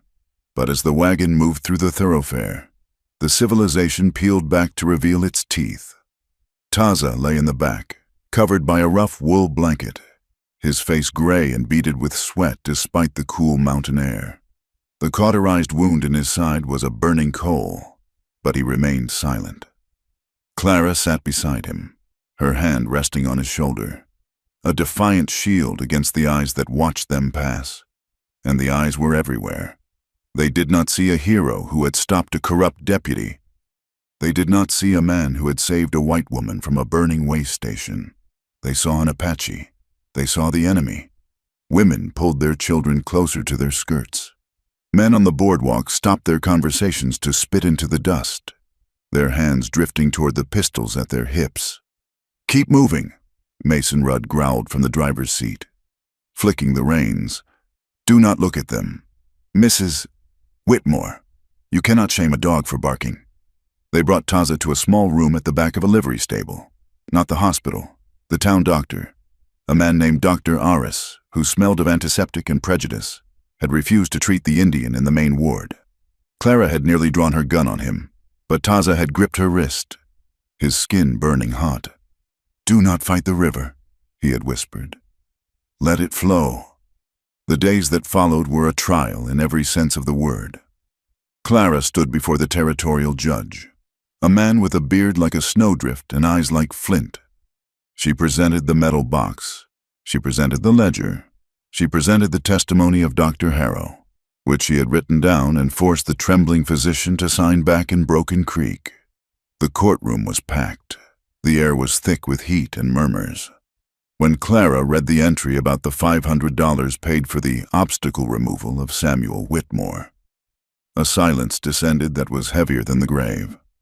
Silas Crow, standing in the dock with his hands bandaged and shackled, looked small, without his badge, without his gun. He was just a man who had sold his soul for copper and coin. The gavel came down like a gunshot. Crow was stripped of his rank and remanded to the federal marshals to await trial for murder and conspiracy. The mining company's operations were suspended pending a federal investigation. It was a victory. It was the justice Clara had prayed for on her knees for months. But when she walked out of the courthouse, clutching the paper that affirmed her title to the land, she felt no jubilation. She looked at the crowd gathering on the steps. They parted for her, offering congratulatory nods, but their eyes slid over her shoulder, looking for the Apache. Their whispers were not about justice. They were about the scandal. A widow, alone in the canyon with a savage. What really happened out there, Clara walked straight to the livery stable. Taza was sitting up on the cot, cleaning his fingernails with a small knife. He looked better. The fever had broken the night before, leaving him weak but clear-eyed. He wore a fresh shirt Rudd had bought him, but he looked like a wolf wearing a saddle. "They threw Crow in a cell," Clara said, leaning against the doorframe. "It is done. Taza, the land is safe." Taza did not smile. He looked out the small window where the brick wall of the next building blocked the view of the mountains. "The paper is safe," he corrected. But the wind has not changed. You could stay, Clara said, though she knew the answer before she spoke. Mason said there might be work for a scout with the marshals, now that the truth is out. Taza laughed softly, a sound devoid of humor. Clara, walk with me down the street. Let us buy an apple. Let us see how many steps we take before someone calls me a murderer. Let us see how long before a drunk with a grievance decides to finish what Crow started. He stood up, wincing as the fresh stitches pulled tight. The law of the white eyes is written on paper. It changes when the ink is wet. Today I am a witness. Tomorrow, when the mine owners send new men with new money, I will be a nuisance. And the day after that, I will be a target. Clara looked at him, her heart aching. He was right. The courtroom had given her justice, but it had not given him a place in this world. Where will you go? She asked. There are places in the deep mountains, Taza said. Places where the horses of the marshals cannot climb. I need to breathe air that does not taste like coal. I am going back to the cabin, Clara said quietly. I am going to plant the spring corn. Taza looked at her, his dark eyes softening. It is a hard land for a woman alone. I am not the same woman who left it, Clara replied. The next morning, Clara went to the general store to buy supplies for the return trip: nails, hinges, flour, coffee. As she was loading the sacks onto a mule she had purchased to replace her team, a shadow fell across her. She turned to see Nita standing by the water trough. The Apache woman wore a faded calico skirt and a man's vest, her hair braided with strips of red cloth. She stood perfectly still, like a deer that had decided not to run. Clara stiffened. She remembered the ridge. She remembered the rifles. He is leaving, Nita said. It was not a question. He is, Clara answered. The town is not safe for him. Nita stepped closer. Her face was a map of the sun and wind, hard and unyielding. And you go back to your wooden box on the creek. It is my home, Clara said. Is it? Nita tilted her head. Or is it just the place where you keep your things? She looked at Clara with a scrutiny that made Clara feel as though her skin were made of glass. You saved his life, white woman. For that, the people will not hunt you. But do not think you own him. I do not own anyone, Clara said sharply. He is a free man. Is he? Nita challenged. You look at him and you see a hero. You see the man who bleeds for you. But do you see the man who wakes up screaming because he remembers the chains at San Carlos? Do you see the man who cannot hear the wind because the noise of your world is too loud? Clara fell silent. She thought of the nights in the canyon, the scars on Taza's wrists, the silence that sometimes overtook him, a silence so deep it felt like drowning. He is not a story for you to tell your children, Nita said, her voice dropping to a whisper. He is not a pet wolf to guard your door. If you love the idea of him, let him go. He will die if he tries to be what you want. I do not want him to be anything but Taza, Clara said, her voice trembling with the weight of the truth. I do not want a guard dog. Nita, I want him to know he has a place to rest where he does not have to be a warrior. Nita studied her for a long moment. The hostility in her eyes did not vanish, but it receded, replaced by a grudging respect. He has not rested in 10 years, Nita said. If you can give him that, then perhaps you are not just another taker. She reached into her vest and pulled out a small pouch made of soft buckskin. She pressed it into Clara's hand. Sage, Nita said. Nita. Burn it when the ghosts get too loud. For the house, and for him. Before Clara could say thank you, Nita turned and walked away, disappearing into the bustling crowd of the morning market as if she had never been there.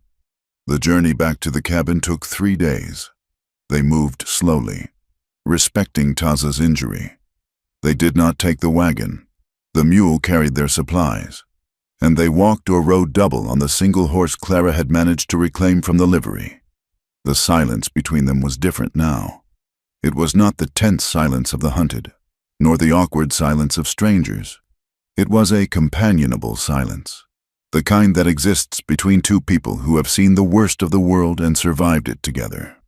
When they finally crested the ridge and looked down at the cabin, Clara felt a lump form in her throat. It was battered. The storm had torn shingles from the roof. The door hung crookedly on one hinge, banging softly in the breeze. The garden was overgrown with weeds, but it was still standing. "It needs work," Taza said, standing beside her. "Everything does," Clara replied. They went down. They did not rush. They watered the animals in the creek, which was running clear and cold again. They built a fire in the stone circle outside, judging the cabin too stuffy after weeks of abandonment. For the next 2 days, the rhythm of their lives slowed down. It was a time of mending. Clara spent the mornings clearing the weeds from the garden patch, her hands working the soil that Samuel had loved. Taza could not lift heavy beams or chop wood yet, but he did not sit idle. He sat on the porch, whittling new pegs for the shutters, repairing the leather harnesses, cleaning the rust from the tools. On the third afternoon, Clara decided to fix the front door. It was a heavy slab of oak, warped by the sun and rain. The hinges were bent. The wood splintered where Crow's men had likely kicked it open months ago, looking for things to steal. Clara gathered her tools, a hammer, a bag of fresh nails, and a plane. She set to work removing the old hinges. The metal screeched in protest, rusted tight. Taza watched her from the steps. He was chewing on a piece of dried grass, his eyes following the movement of her hands. "You hold the hammer like a blacksmith," he observed. "My father wanted a son," Clara grunted, putting her weight into the pry bar. With a loud crack, the hinge gave way. "He got me. He decided not to waste the education." She lifted the heavy door, straining under the weight. Taza moved to help, but she shook her head. "I have got it. You watch your stitches." She laid the door on 2 sawhorses. She planed the warped edge, the shavings curling up like ribbons of gold in the sunlight. She smelled the fresh pine and the ancient dust. It had a good smell. It was the beginning of the smell. "Why fix the lock?" Taza asked quietly. "Crow is gone. The Apaches know you are a friend. Who are you locking out?" Clara stopped planning. She ran her hand over the smooth wood. "I am not locking anyone out," she said. "I am making sure it closes properly. A door that does not close. It lets the cold in. It lets the coyotes in." She looked at him. "But a door that works, you can choose when to open it." She positioned the door back in the frame. This time, she allowed Taza to hold it steady while she hammered the new pins into the hinges. The sound of the hammer striking iron rang out across the valley clang. Clang, clang a bell, announcing that life had returned. She tested it. The door swung shut with a solid, satisfying thud. She lifted the latch. It clicked into place. "There," she said, wiping sweat from her brow. "Safe." Taza reached out and touched the latch. "It is a good door," he said. "Strong. It will hold," Clara said. "Against the wind and the world." That evening, they sat by the fire inside the cabin. Clara had burned the sage Nita gave her. The sweet, pungent smoke hung in the rafters, chasing away the smell of neglect. They ate a simple meal beans flavored with salt pork and biscuits made from the flour she had bought in Prescott. It was humble food, but to Clara, it tasted like a feast. The firelight cast long shadows on the walls. Taza was sitting in Samuel's old rocking chair. Though he did not rock, he seemed more at ease than she had ever seen him, his guard lowered in the sanctity of the space she had reclaimed. "You know," Taza said, his voice low, breaking the comfortable silence. "That day, in the cabin?" Clara looked up from her mending. "The day we met." "The day I was bleeding on your floor and you pointed a Winchester at my heart," Taza corrected, a faint smile playing on his lips. "I told you, right place, darling." Clara nodded, a small smile mirroring his. "I remember. You sounded so arrogant. I wanted to shoot you just for the tone." Taza chuckled, a sound that rumbled deep in his chest. He leaned forward, the firelight catching the sharp angles of his face. "I was terrified," he confessed. Clara stopped stitching. She stared at him. "What?" "I was terrified," Taza repeated softly. "My leg was numb. My shoulder felt like it was on fire. I had lost so much blood, I was seeing two of you. And when you walked in, that look in your eyes, it was not the look of a scared settler. It was the look of a woman who had buried everything she loved and had nothing left to lose. He shook his head, looking down at his hands. I thought, this is it. This is the end. I escaped the army. I escaped the bounty hunters. And I am going to die naked in a stranger's kitchen because a woman with gray eyes is tired of being pushed. Clara felt a bubble of laughter rising in her chest. It started as a giggle, then turned into a full, throaty laugh. She laughed until tears pricked her eyes. It was the first time she had laughed in months, maybe years. It felt like breaking a dam. You, she gasped, wiping her eyes. Terrified, you looked like you owned the place. You look like a king on a throne of dust. It was a bluff, Taza admitted, grinning now. The biggest bluff of my life. I thought if I acted like I belonged there, you might hesitate long enough for me to explain. It worked, Clara said, her laughter subsiding into a warm glow. Barely, Taza agreed. He looked at her across the fire. The amusement faded from his face, replaced by a profound tenderness. I am glad you hesitated. Clara, me too, Clara whispered. The atmosphere in the room shifted.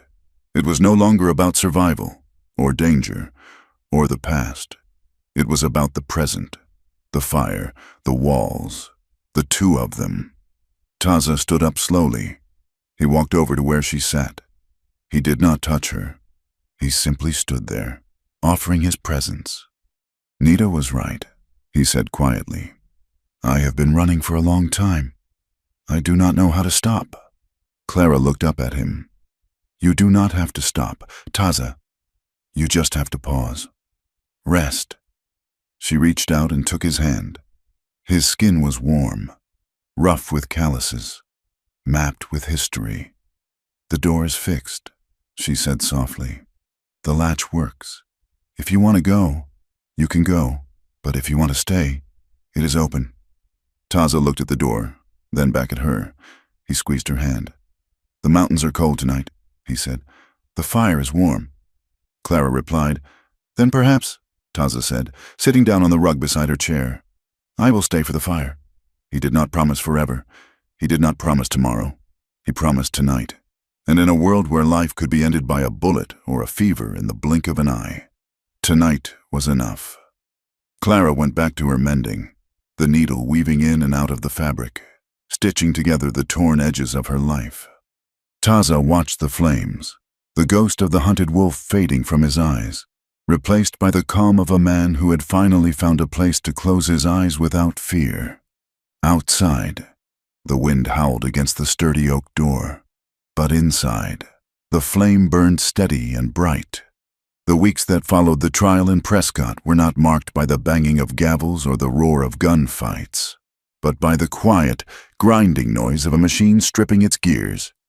The federal investigation into the Copper Queen Mining Company moved with the slow, crushing weight of a glacier. Investigators from Washington, men in dusty suits who looked at the Arizona heat with personal offense, descended on Bitter Creek. They seized records. They interviewed witnesses. And most importantly, they avoided deeds. Silas Crow did not hang.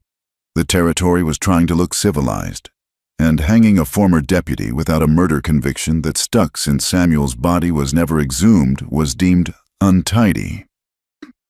Instead, he was sentenced to 20 years of hard labor at the Yuma Territorial Prison for corruption, extortion, and fraud, when the prison wagon rolled through town to take him away.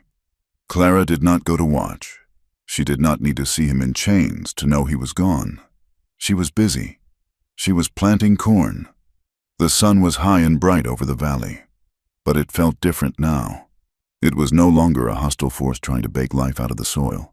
It was just the sun. Clara worked the hoe into the earth, turning the soil that had lain fallow since Samuel died. She stopped to wipe her brow, leaning on the handle. She looked at the cabin. The shutters, which had been barred tight for months, were thrown wide open. Muslin curtains drifted in the breeze, white flags of peace. She was not hiding anymore. Down by the creek, A rhythmic thwack, thwack, thwack echoed against the canyon walls. Taza was clearing brush. He had not moved into the cabin. It was too enclosed, too full of the ghosts of a life that was not his. Instead, he had built a structure in the grove of cottonwoods near the water, a gawa, a traditional Apache dwelling made of bent willow branches and covered with canvas and brush. It was simple, airy, and invisible, unless one knew exactly where to look. It was close enough to see the smoke from Clara's chimney, but far enough to give them both the dignity of space. Clara walked down to the creek with a bucket of water. Taza stopped working as she approached. His shoulder had healed into a jagged scar, another line on the map of his body, but he moved with his old fluidity. "You are working too hard," Clara said, handing him the ladle. "The brush has been there for 50 years. It will wait another day." Taza drank deep, water spilling down his chin. He wiped it away with the back of his hand. "The brush hides the snakes," he said. "If we are to bring the horses down here to graze, the ground must be clear." "We?" Clara asked, a small smile playing on her lips. Taza looked at her over the rim of the ladle. "Unless you plan to pull the plow yourself." He did not smile back, but his eyes were light. He was no longer the cornered animal she had found in her kitchen. He was still watchful, still carried a knife at his belt, but the desperate tension that had vibrated in his frame was gone. He was like a hawk that had found a thermal still wild, but resting in the air. Later that afternoon, a rider appeared on the ridge. Clara instinctively reached for the rifle leaning against the porch rail. Taza, who was repairing a bridle on the steps, did not move. "It is Nita," he said without looking up. The Apache woman rode down the slope on a spotted pony. She did not come to the cabin. She stopped by the creek, near Taza's gawa. Clara watched from the porch, her heart beating a little faster. She knew this was a test. Taza walked out to meet her. They spoke in their own tongue, their voices low and carried away by the wind. Clara could not understand the words, but she understood the body language. Nita did not dismount. She sat tall, her posture rigid. Taza stood with his hands open at his sides. Then, Nita reached into a saddlebag. She pulled out a small bundle wrapped in deerskin and handed it to Taza. It was not a weapon. It was a bag of seed corn, the deep red and blue corn of the high mesas. It was an offering, not of friendship, perhaps, but of acknowledgement. It was permission to plant, permission to stay. Nita turned her pony and looked up at the cabin. She caught Clara's eye. She did not wave. She simply nodded once, a sharp, singular motion, before kicking her horse into a trot and vanishing back into the scrub. Taza walked back to the porch, holding the deerskin bag. "She says the rains will be good this year," Taza said quietly. "She says the earth here is thirsty." "She gave you seeds," Clara said. "She gave us a season," Taza corrected. "They will watch. They will see if I remember who I am. If I grow fat and lazy, they will turn their backs again." "You," Clara laughed softly. "Fat and lazy, I have seen you pace the floor because the wind changed direction." Taza looked down at the seeds. "It is a start. Clara, it is not home, but it is a place to stand." The weeks turned into months. The valley changed. The Miller family, who had been evicted, returned to their plot down the road. Others followed. Bitter Creek began to wake up, but Clara and Taza lived in a world of their own making. It was a quiet world. They did not speak of love. The word felt too small, too frilly for what lay between them. Love was what people in novels felt before they got married and lived happily ever after. What Clara and Taza had was forged in fire and blood. It was a bond of shared survival. It was the knowledge that if one of them fell, the other would be there to catch them. Not out of obligation, but out of reflex. They fell into a rhythm. In the mornings, Taza would check the trap lines or hunt in the high ridges.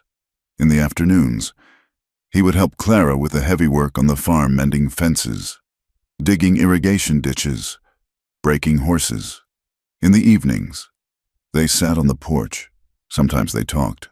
Often, they did not. One evening, As the sun painted the sky in impossible shades of violet and gold, Taza spoke. "The marshals came to the edge of the property today," he said. Clara looked up from her book. "I did not see them." "I saw them," Taza said. "They were looking for a man who robbed the stagecoach near Flagstaff. They saw me. They put their hands on their guns." Clara felt a flash of the old anger. "Did they say anything?" "No," Taza said. "They watched. I was building the stone wall. I put a rock in place. I did not look at them." Eventually, they rode on. He leaned back against the post, looking out at the darkening valley. "They did not see a renegade," Taza said softly. "They saw a man building a wall. It confused them." "Good," Clara said fiercely. "Let them be confused. Let them wonder." "It will always be this way," Taza said, turning to look at her. "I will never be one of them, and I can never go back to being who I was before the fort. I am something else now." "You are Taza," Clara said. "And who is that?" he asked. "A warrior without a war. A scout without an army?" Clara stood up. She walked over to the railing where he leaned. She was close enough to smell the sage and wood smoke on his skin. "You are the man who stopped the fire," she said. "You are the man who saved the truth. You do not need a war to be whole." "Taza," he looked at her, his dark eyes searching hers. "And you, Clara, you have your land. You have your peace. You do not need a shadow in your garden." "A garden without shade burns in the sun," Clara replied. "I do not want to be alone in this house. Taza, I tried that. It is cold." He reached out and took her hand. His fingers were rough, his grip strong. He did not pull her closer. He just held her. "Then I will stay," he said, "until the shade is no longer needed." "That might be a long time," Clara whispered. "I have time," Taza said. The ending came not with a bang, but with a sunrise. It was a crisp morning in late October. The air was sharp enough to bite, carrying the scent of pine and drying leaves. Clara stood in the doorway of the cabin, holding 2 tin cups of coffee. The steam rose in curling wisps, disappearing into the clear blue sky. She wore a simple dress of blue wool, and her hair was tied back loosely. She looked tired. Farming was hard work, but her eyes were clear. The shadows that had haunted them since Samuel's death were gone. Taza was by the gate. He was finishing a new fence, setting the final post of split cedar. He wore a canvas shirt and trousers, but he still wore his moccasins, refusing the heavy boots of the settlers. He tamped the dirt down around the post, testing it with his shoulder. It held firm. He looked up and saw her watching him. He wiped his hands on his trousers and walked up the path to the porch. Clara handed him a cup. "Black, like your soul." Taza took it, a grin cracking his stoic face. "My soul is sweet. It is your coffee that is bitter." They stood together on the porch, looking out over the valley. The corn was high and brown, ready for harvest. The horses were grazing in the lower pasture. The creek sang its endless song over the stones. It was imperfect. The roof still leaked when the rain blew from the north. The town still whispered. There were still nights when Taza woke up reaching for a knife that wasn't there, and nights when Clara reached for a husband who was gone. But it was real. "I have been thinking," Clara said, looking at the fence line. "That is dangerous." Taza murmured into his cup. "I have been thinking about names." She continued, ignoring him. "You call me Clara. Everyone calls me Clara. Or Widow Whitmore. It is a good name," Taza said. "And everyone calls you Taza," she said. "Or other things. Also good names." Taza shrugged. "Mostly." Clara turned to him. She looked at him with a directness that stripped away all pretense. "Taza Nantan," she said. He went still. He had told her that name only once, in the delirium of fever and the red rocks. He had not heard it spoken aloud in years. "He who leads in the morning," Clara translated softly. "That is who you are. You did not lead an army, Taza, but you led us out of the dark. You led yourself out." Taza looked at her. His eyes shimmered with a sudden, fierce emotion. To be named is to be known, and to be known is the opposite of being alone.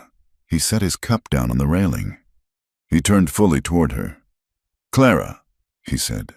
He did not say it like a settler. He did not say it like a question. He said it with a weight and a warmth that filled the space between them. He said it the way a man says the word hearth or sanctuary. "You are the morning," he said simply. Clara smiled. It wasn't a sad smile. It wasn't a triumphant smile. It was the smile of a woman who had walked through hell and come out the other side with her pockets full of seeds. "Breakfast is in 10 minutes, she said. "Do not let the coffee get cold." "I will be there," Taza promised. Clara turned and went back into the cabin, leaving the door wide open behind her. Taza stayed on the porch for a moment longer. He looked at the horizon, where the road wound its way toward Prescott and the world beyond. The road was still there. The dangers were still there. But he did not feel the urge to run. He looked at the open door. He picked up his coffee and followed her inside.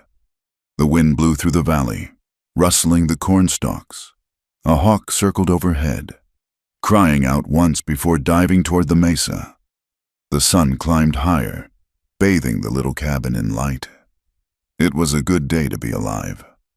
Thank you so much for listening to this story. We have traveled a long, dusty road with Clara and Taza, from the red rocks of the canyon to the quiet peace of the morning porch. If you enjoyed this tale of the frontier, I would love to hear from you. Please leave a comment below telling me where you are listening from. Are you on your own porch with a coffee? Or perhaps commuting through a concrete canyon? Let's share our stories. And if you want to hear more tales of grit, gunfire, and the human heart in the Wild West, please subscribe to my channel, Wild West Tales. Like this video to help us ride further. And if you truly enjoyed the journey, hit that hype button so this story can reach more ears. Until the next campfire, ride safe.